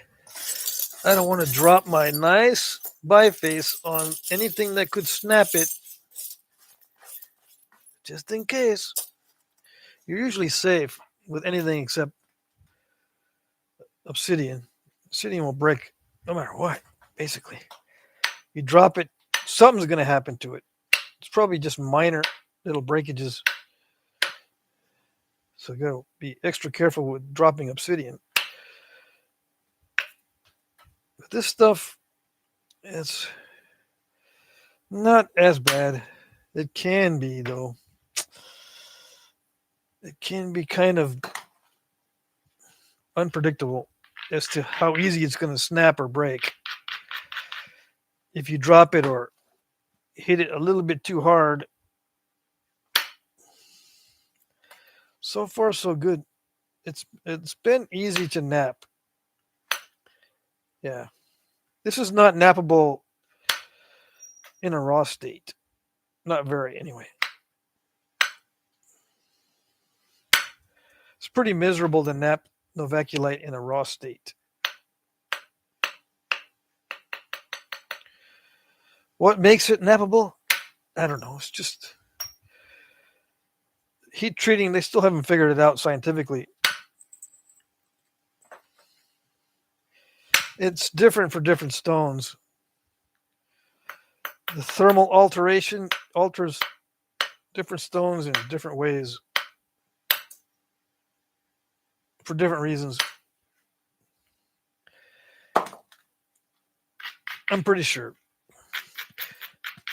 Last time I read something on it, they mentioned it was highly variable depending on the type of stone, the mineral composition, and yada yada. Yeah. I see. It will dive a little bit. I just ran a flake across. It does dive a little bit. So I'm not gonna thin it down too much. Even though I can produce flat flakes, it is wanting to dive in a little bit. See, I just ran another flake, and it dived in a little bit. Mm-hmm. Is this stage nothing but experimentation? No, it's not only experimentation, although it's a good spot to experiment, or it's a good stage to just be checking out the material. But I recommend getting used to it with smaller pieces first before you tackle a big piece.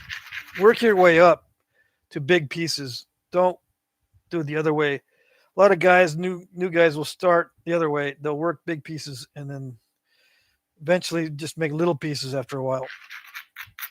The better way to do it is to make little pieces first and then gradually work your way up to bigger pieces. Okay. Yeah, like that. That's good. That's good. I like it. I like Novaculite because the edges don't crush all that much. Yeah, like that. Nice. No crushed edges. Just flakes. Yeah.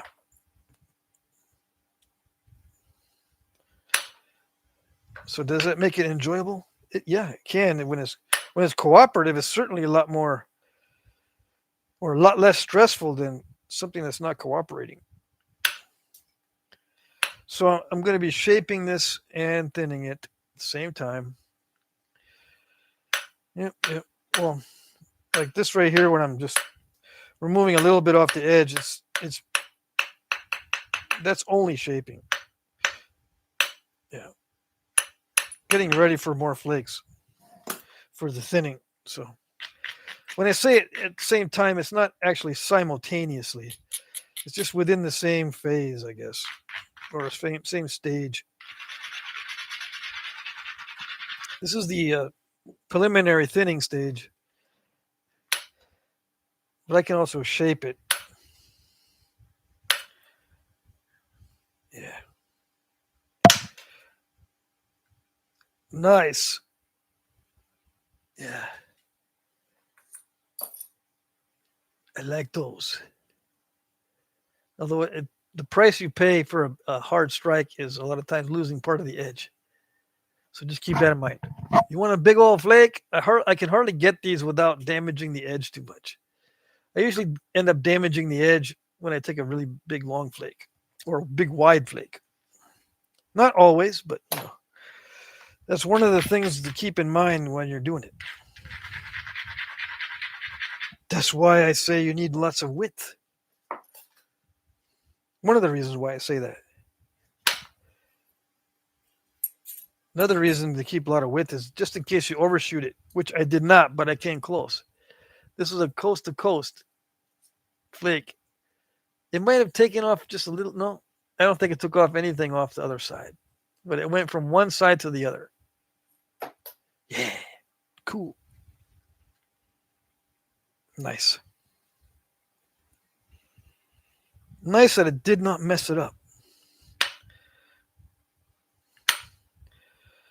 So am I almost done with the preliminary thinning? Yeah. Actually, I am done with the preliminary thinning and the preliminary shaping. Now comes the secondary after this stage, but I'm going to do the preliminary thinning on this other one. Okay, so you saw the preliminary thinning on this. Now I'm going to do the preliminary thinning on this. I like to divide it into stages because it gives my mind a chance to rest. If I want to rest, I can rest between stages. It's a different mindset.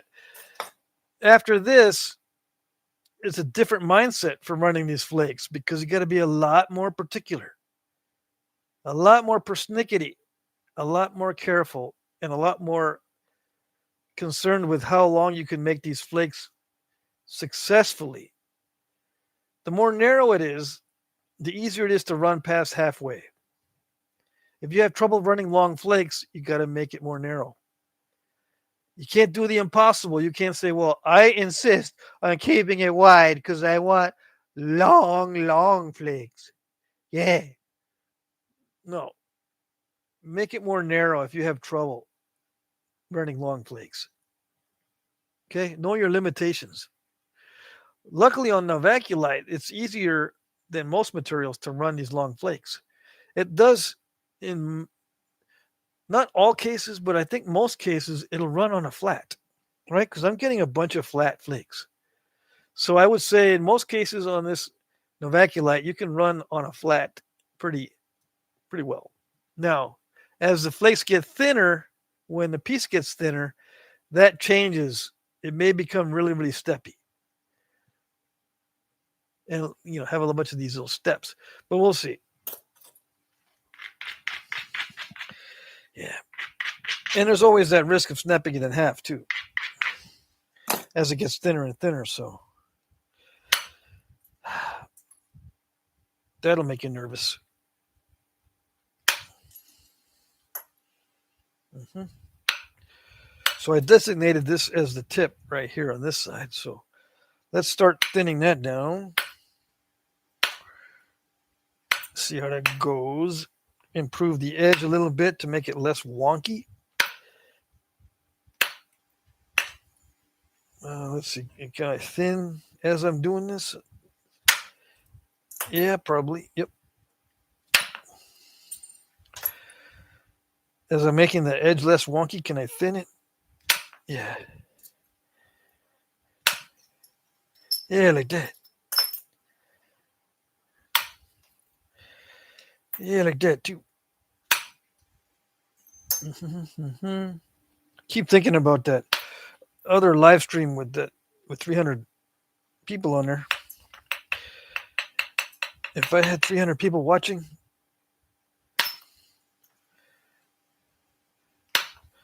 there's no way I could keep up with that chat. All right.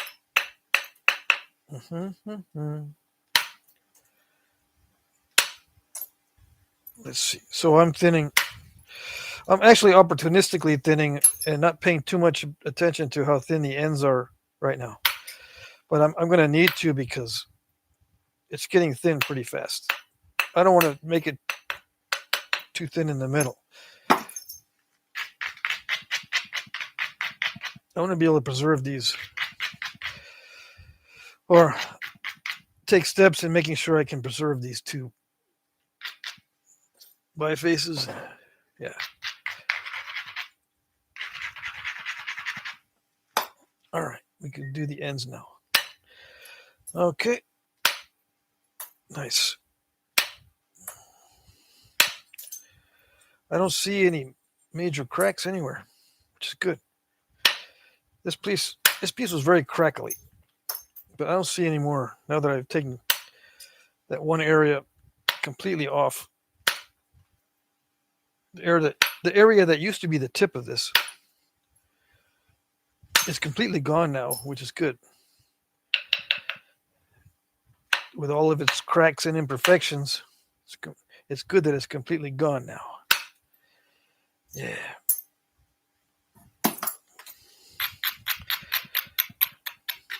So it's the preliminary thinning and shaping.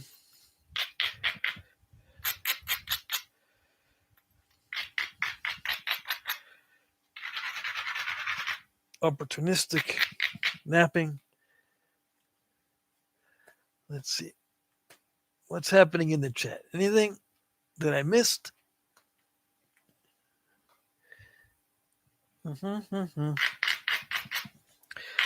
Looks like the chat's going smoothly. How many more minutes? I got 10 more minutes to be napping. Okay. No problems. Hopefully I won't run into a problem here.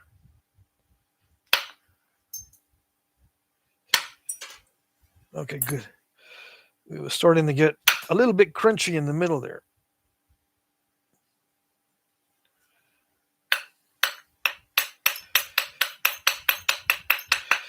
Novaculite naps so easily.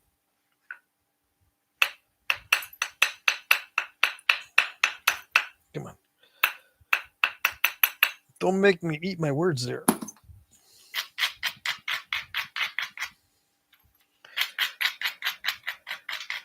So I'm turning the edges once in a while.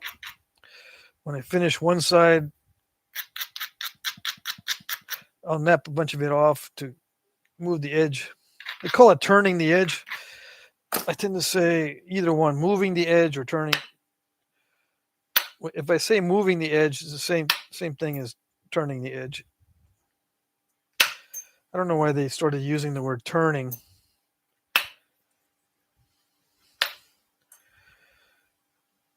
Other nappers, but that expression has been around for a long time.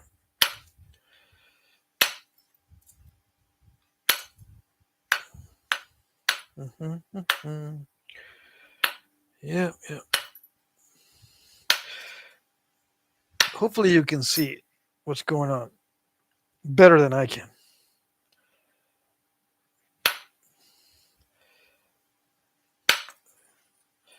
Yeah, like that. That's the way it goes. That's the way it's supposed to go.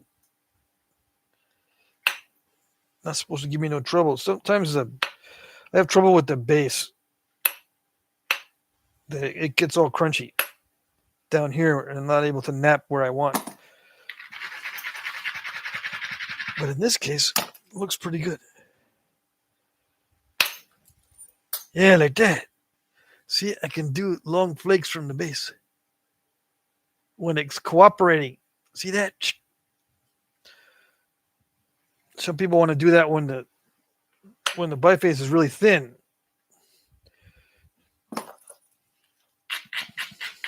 I recommend doing that early so that you just nap around it if you want to make a Clovis or whatever. Do a bigger one in the early stages and nap around it and then do a little flute on the other side. Just like the real ones. Yeah.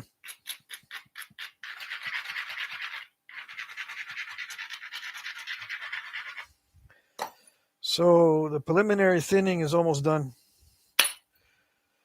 Right. There's still some lumps that are what I consider large that I like to get rid of before I say that we shall now move on to the secondary thinning. Right. Yes. Fantastic.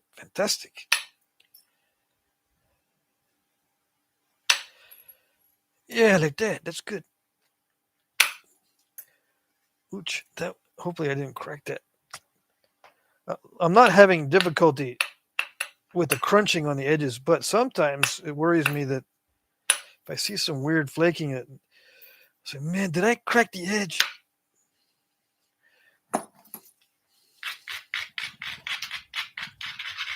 Sometimes I'll hit it inward too much, and it can produce a crack, as well as other possibilities.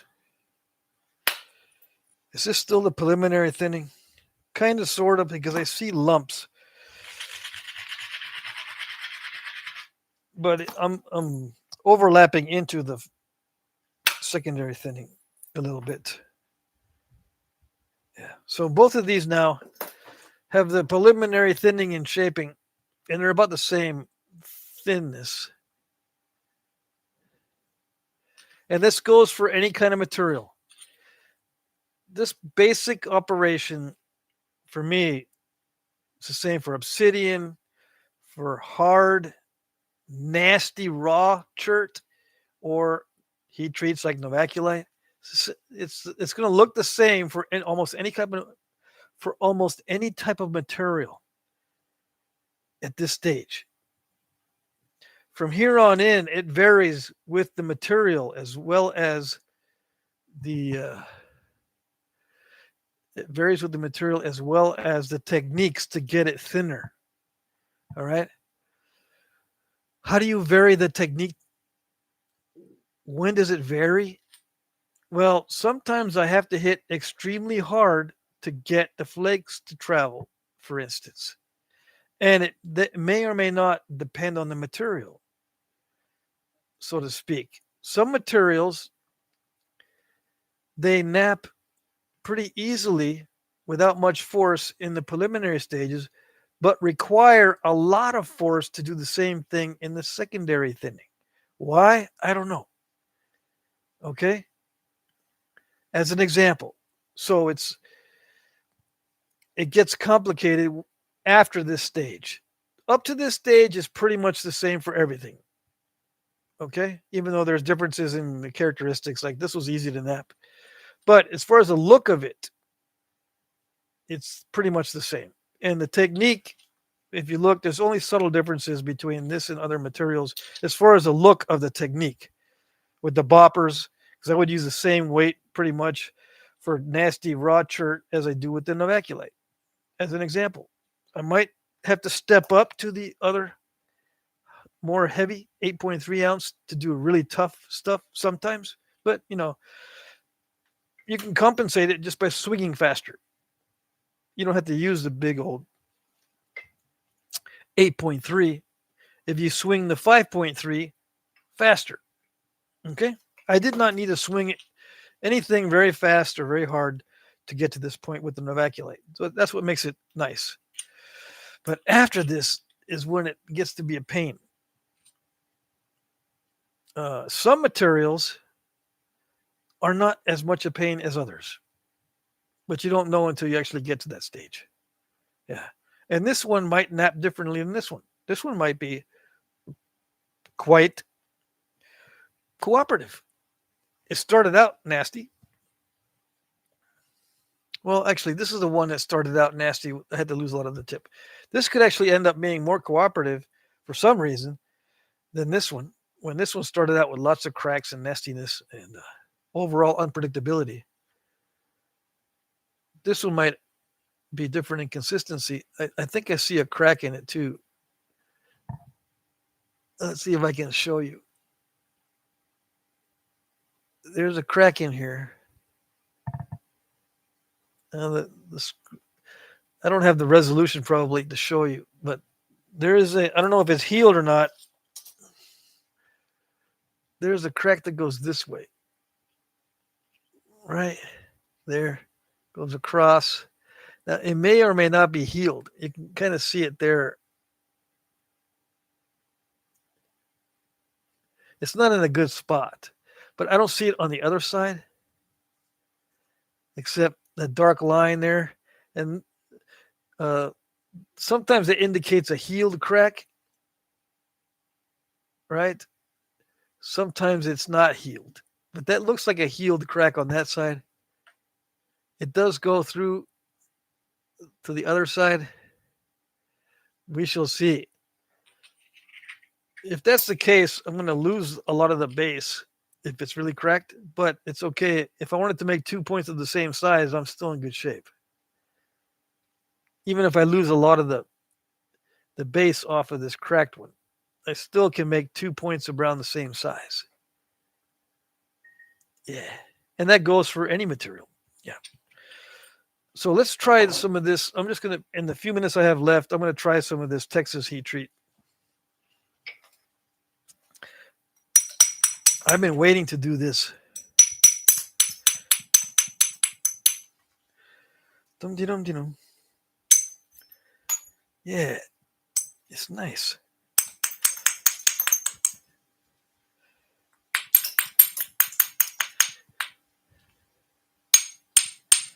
Come on. After the Novaculite, everything's going to seem difficult to remove the flakes.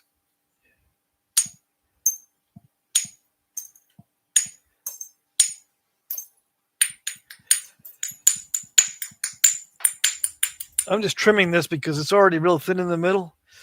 I can't really hit really hard. I can't really hit really hard. I can't be hitting hard. It's almost like knapping a slab. So the flakes are not that long. See that? The flakes, all these flakes I've been taking are relatively short. We're not going across the piece. Not yet. Not until I get it, the ends thinned down. Do I want to send some serious flakes across the face? So I'm just going to trim. It looks cooperative. It looks nice, actually. Yeah.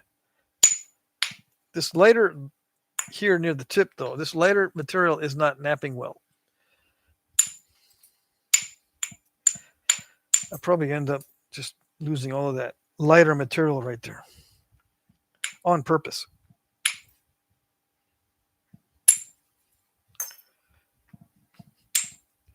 So I'm in the process of thinning the tip. And in the process of thinning the tip, I think I'm going to lose that lighter material. I don't like the way it's knapping. It's all kind of crunchola. It's crunchyiola pudding. This lighter material. Even though it's a heat treat and it's pretty much consistent, I still don't want to deal with it.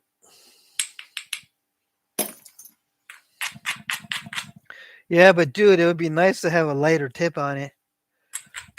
Yeah, maybe. I don't worry about capturing color anymore. If I do capture the color, great. If it's going to make my life miserable by capturing that color, I'll just skip it.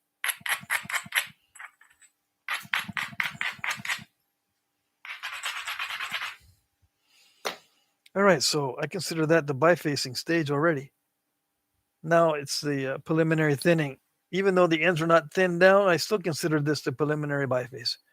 So the classification is flexible because I say so. Yeah. Now the second stage, preliminary thinning. Yeah.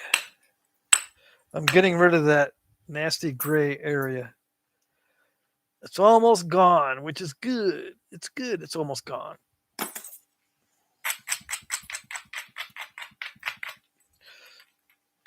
So the tip is thinning down. Now let's do the base.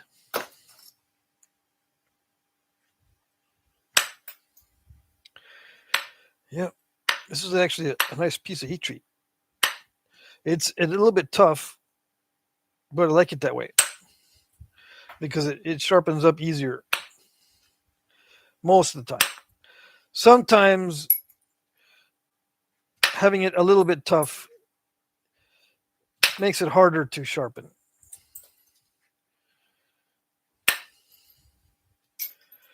But I like the sharpness when it's not really fully heat treated or heat treated to the fullest extent to its upper limit, because the edge is a little more durable. Not only does it sharpen up and feels nice and sharp, it's actually more durable when it's not fully heat treated to the fullest extent. The reason why I know, or to make that comment, is because Dawn says that it could have been heated hotter. He didn't go really hot on this stuff.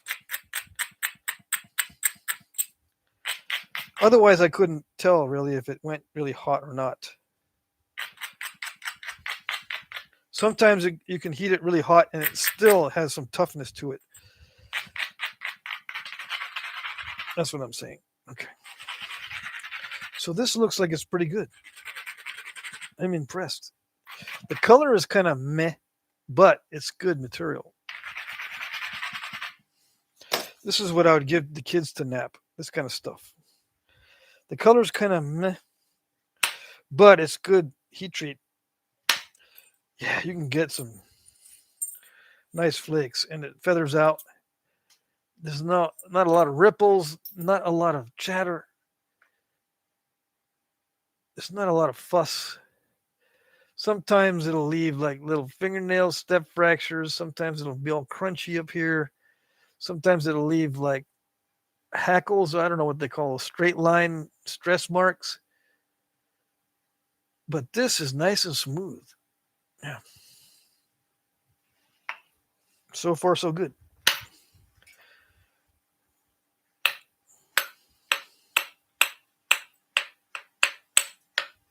Yeah.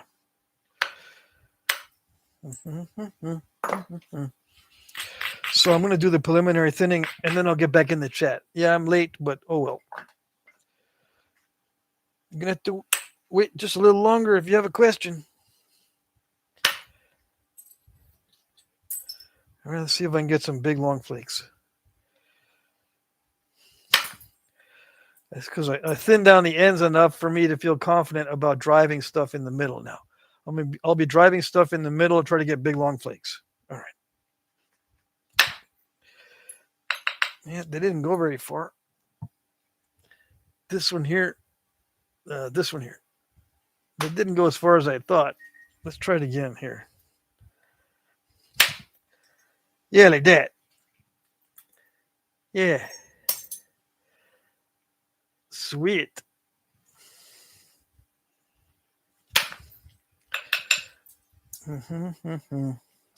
That one I had to hit into a soft area where that cortex was. So that didn't go very far, but no worries. I'll get you on the other side. How about that? Get you on the other side. Yeah, like that.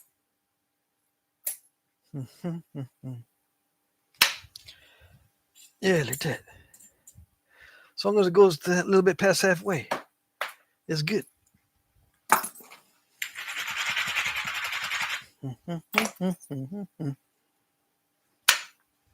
Yeah, like that.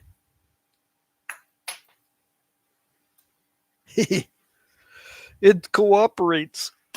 It's cooperating. It's eating into the tool, though. It's tougher than the Novaculite.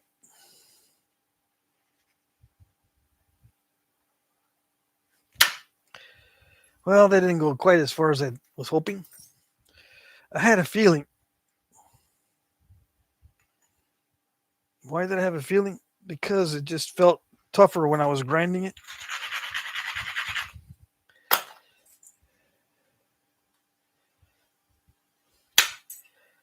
Yeah, like that.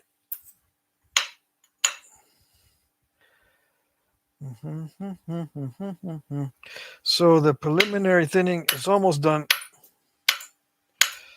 I'll move the edge to that way now, so we can get rid of the original surface on this side. The original surface is gone from this side, if there was one. I don't know. I don't remember. I think there was plenty of original surface on that side. So I'm going to move the edge this way, all the way around. Just downward strikes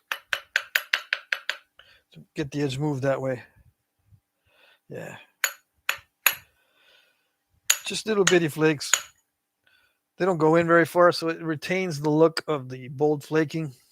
Just little bitty flakes downward. I'm not trying to ride the ridges on anything. Just shaping it. and moving the edge that way. And I'm going to use the abrader to do the same thing. Scratch it going this way. It blasts flakes off, little bitty flakes, so that the edge moves the other way. Okay.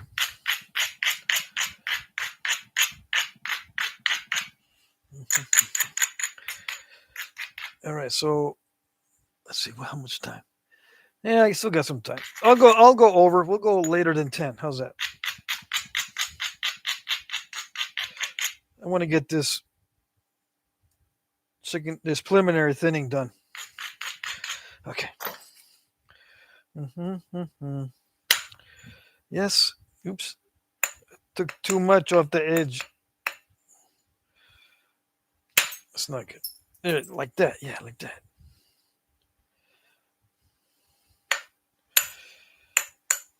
I gotta fix the edge like right there a little bit. It wasn't far enough that way. All right, let's see if we can do a good flake.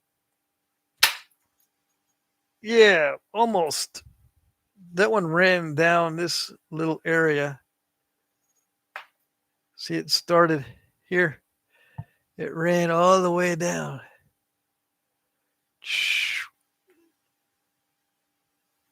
Yeah, see that? That's a good view of it. But see how much edge I lost? More than the Novaculite. For the same kind of flake. So I got to be aware that the price might be very high for a hard strike. Yeah. Yep. It looks like that's what. See, this was a lesser force, and it didn't even make a good flake. Yeah, it terminated way too soon. So I do need to hit it really hard, which means I'm going to lose a bunch of edge. But that's okay. Yep. All right. That one didn't do anything.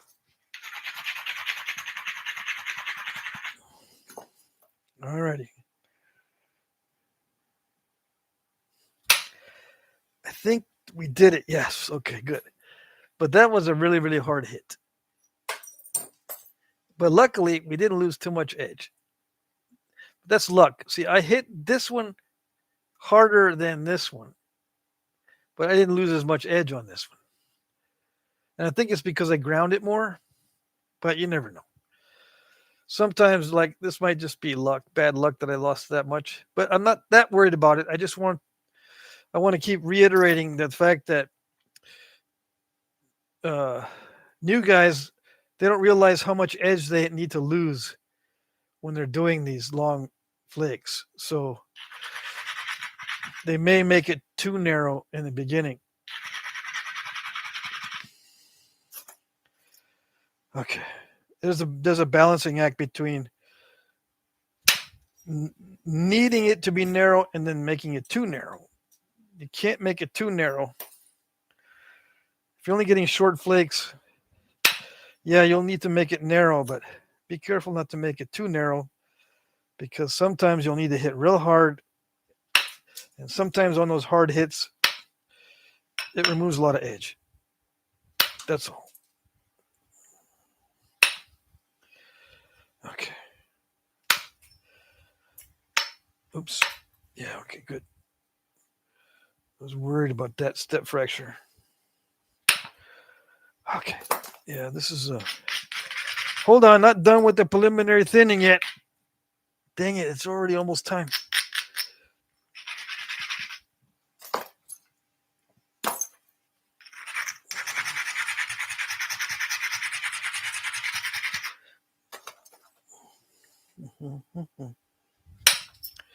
Yeah, like that. Yeah, like that.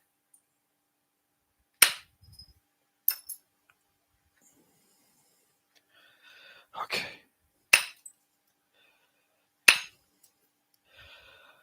Dang it, I should have done this earlier.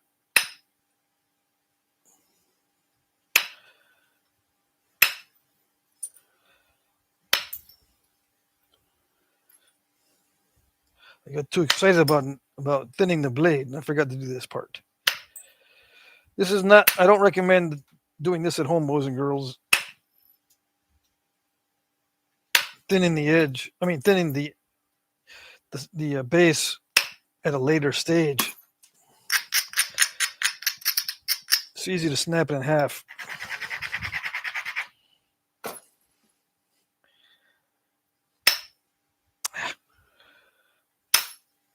Okay, ready? Yes, no.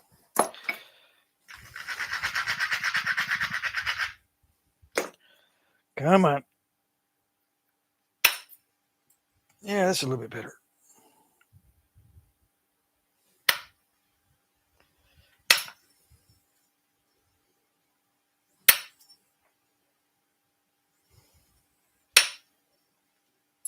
Yes, yes, okay.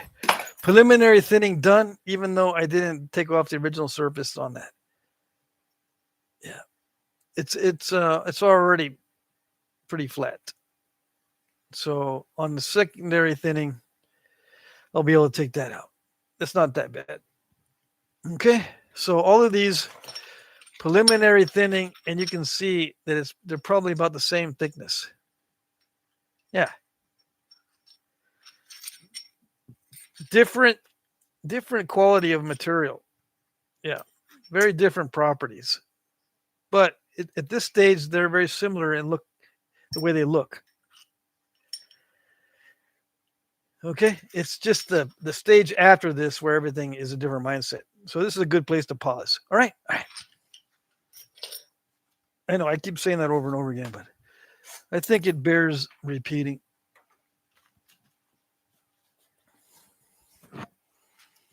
Okay, let's see.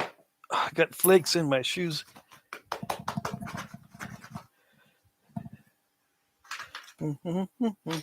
So I got three good bifaces I can work on for auction pieces.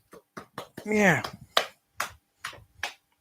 If I show them on video, they're not going to be for side projects. Yeah.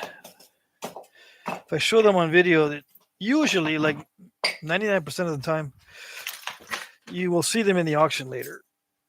Yeah. In some form or another. In either a broke, a biface, or a finished piece. Okay. There I am. Where was I? Wherever you are, you're always stupid. Yeah, I know. Okay, so did I miss anybody?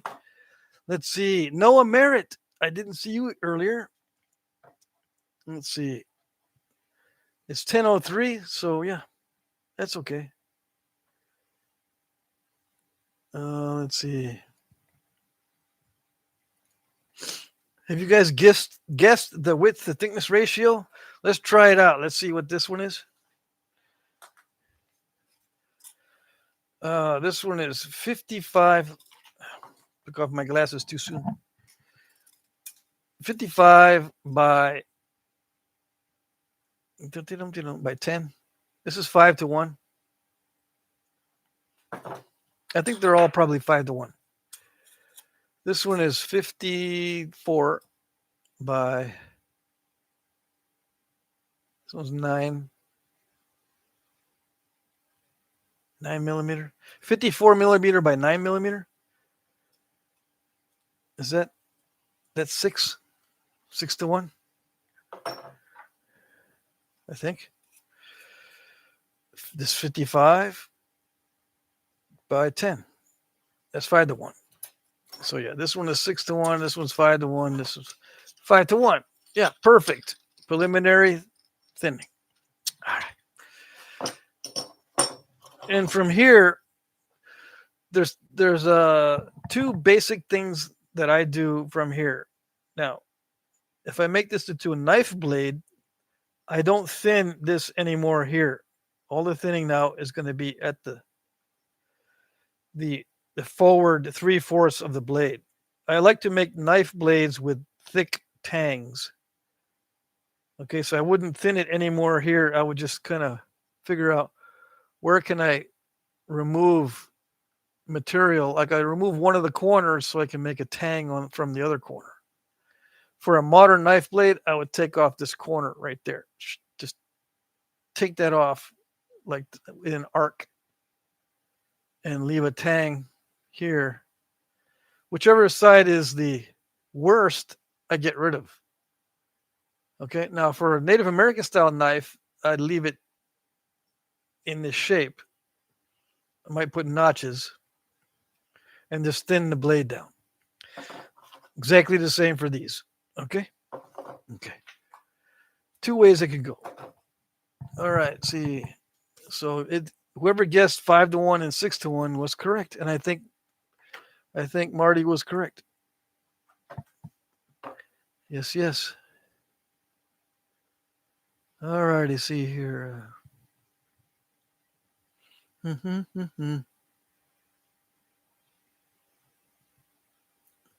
Let's see. Okay, I'm just trying to catch up with the chat. So somebody's going from New Jersey to the Buttes and back. Yeah, that's a long trip.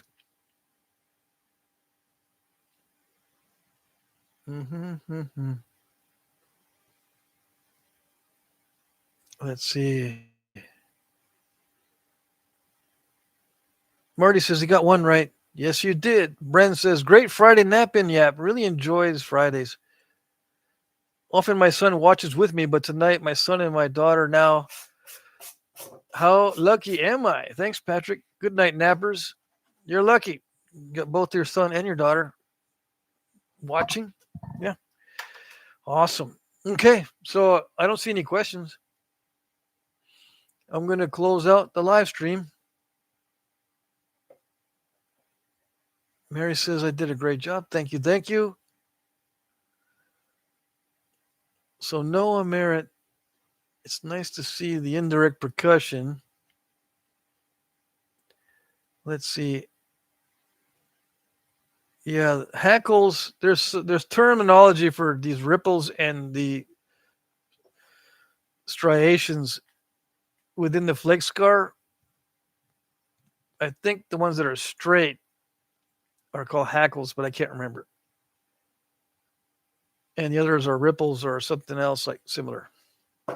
Something like that. Anyways, I forget the terminology. It's not important. Let's see.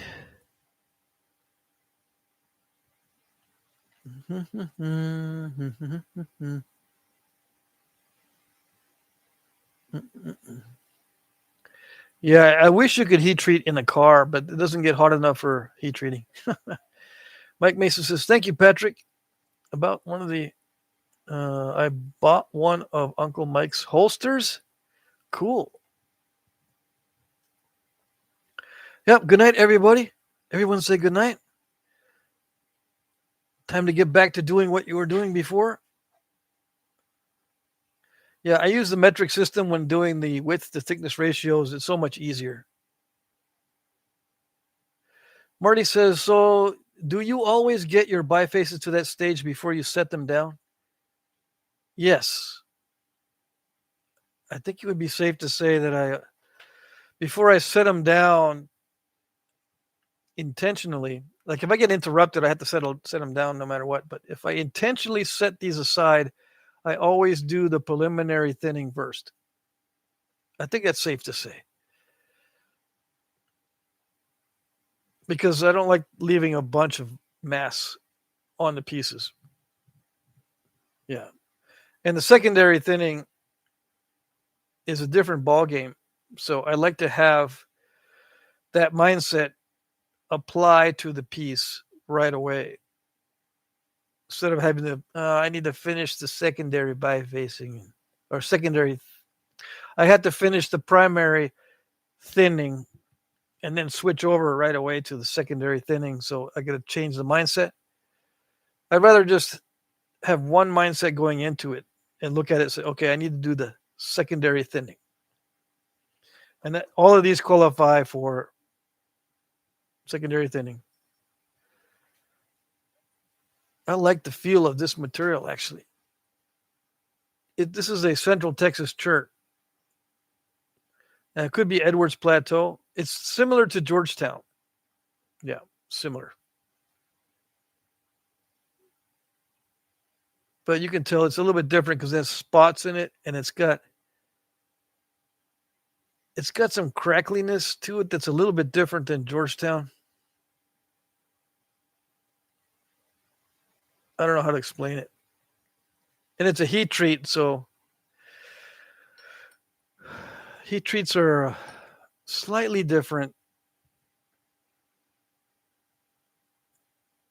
But yeah, I could compare this to Georgetown. It napped very similar. Okay.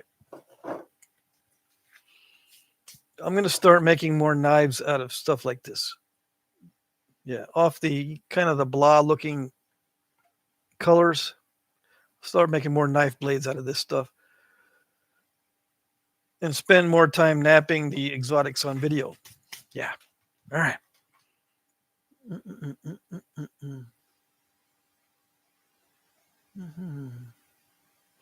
I'm looking to see what else.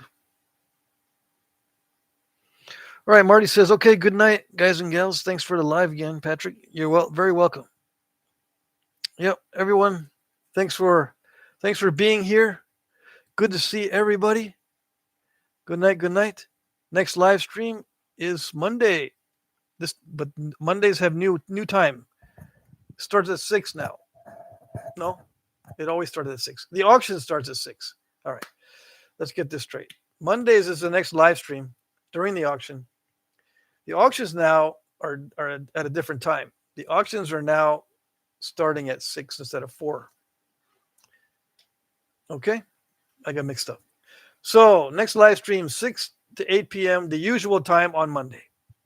Okay, the auction is slightly different, but the live stream 6 to 8 as always on Monday. All righty, we'll see you then. Thank you. Good night. Bye-bye.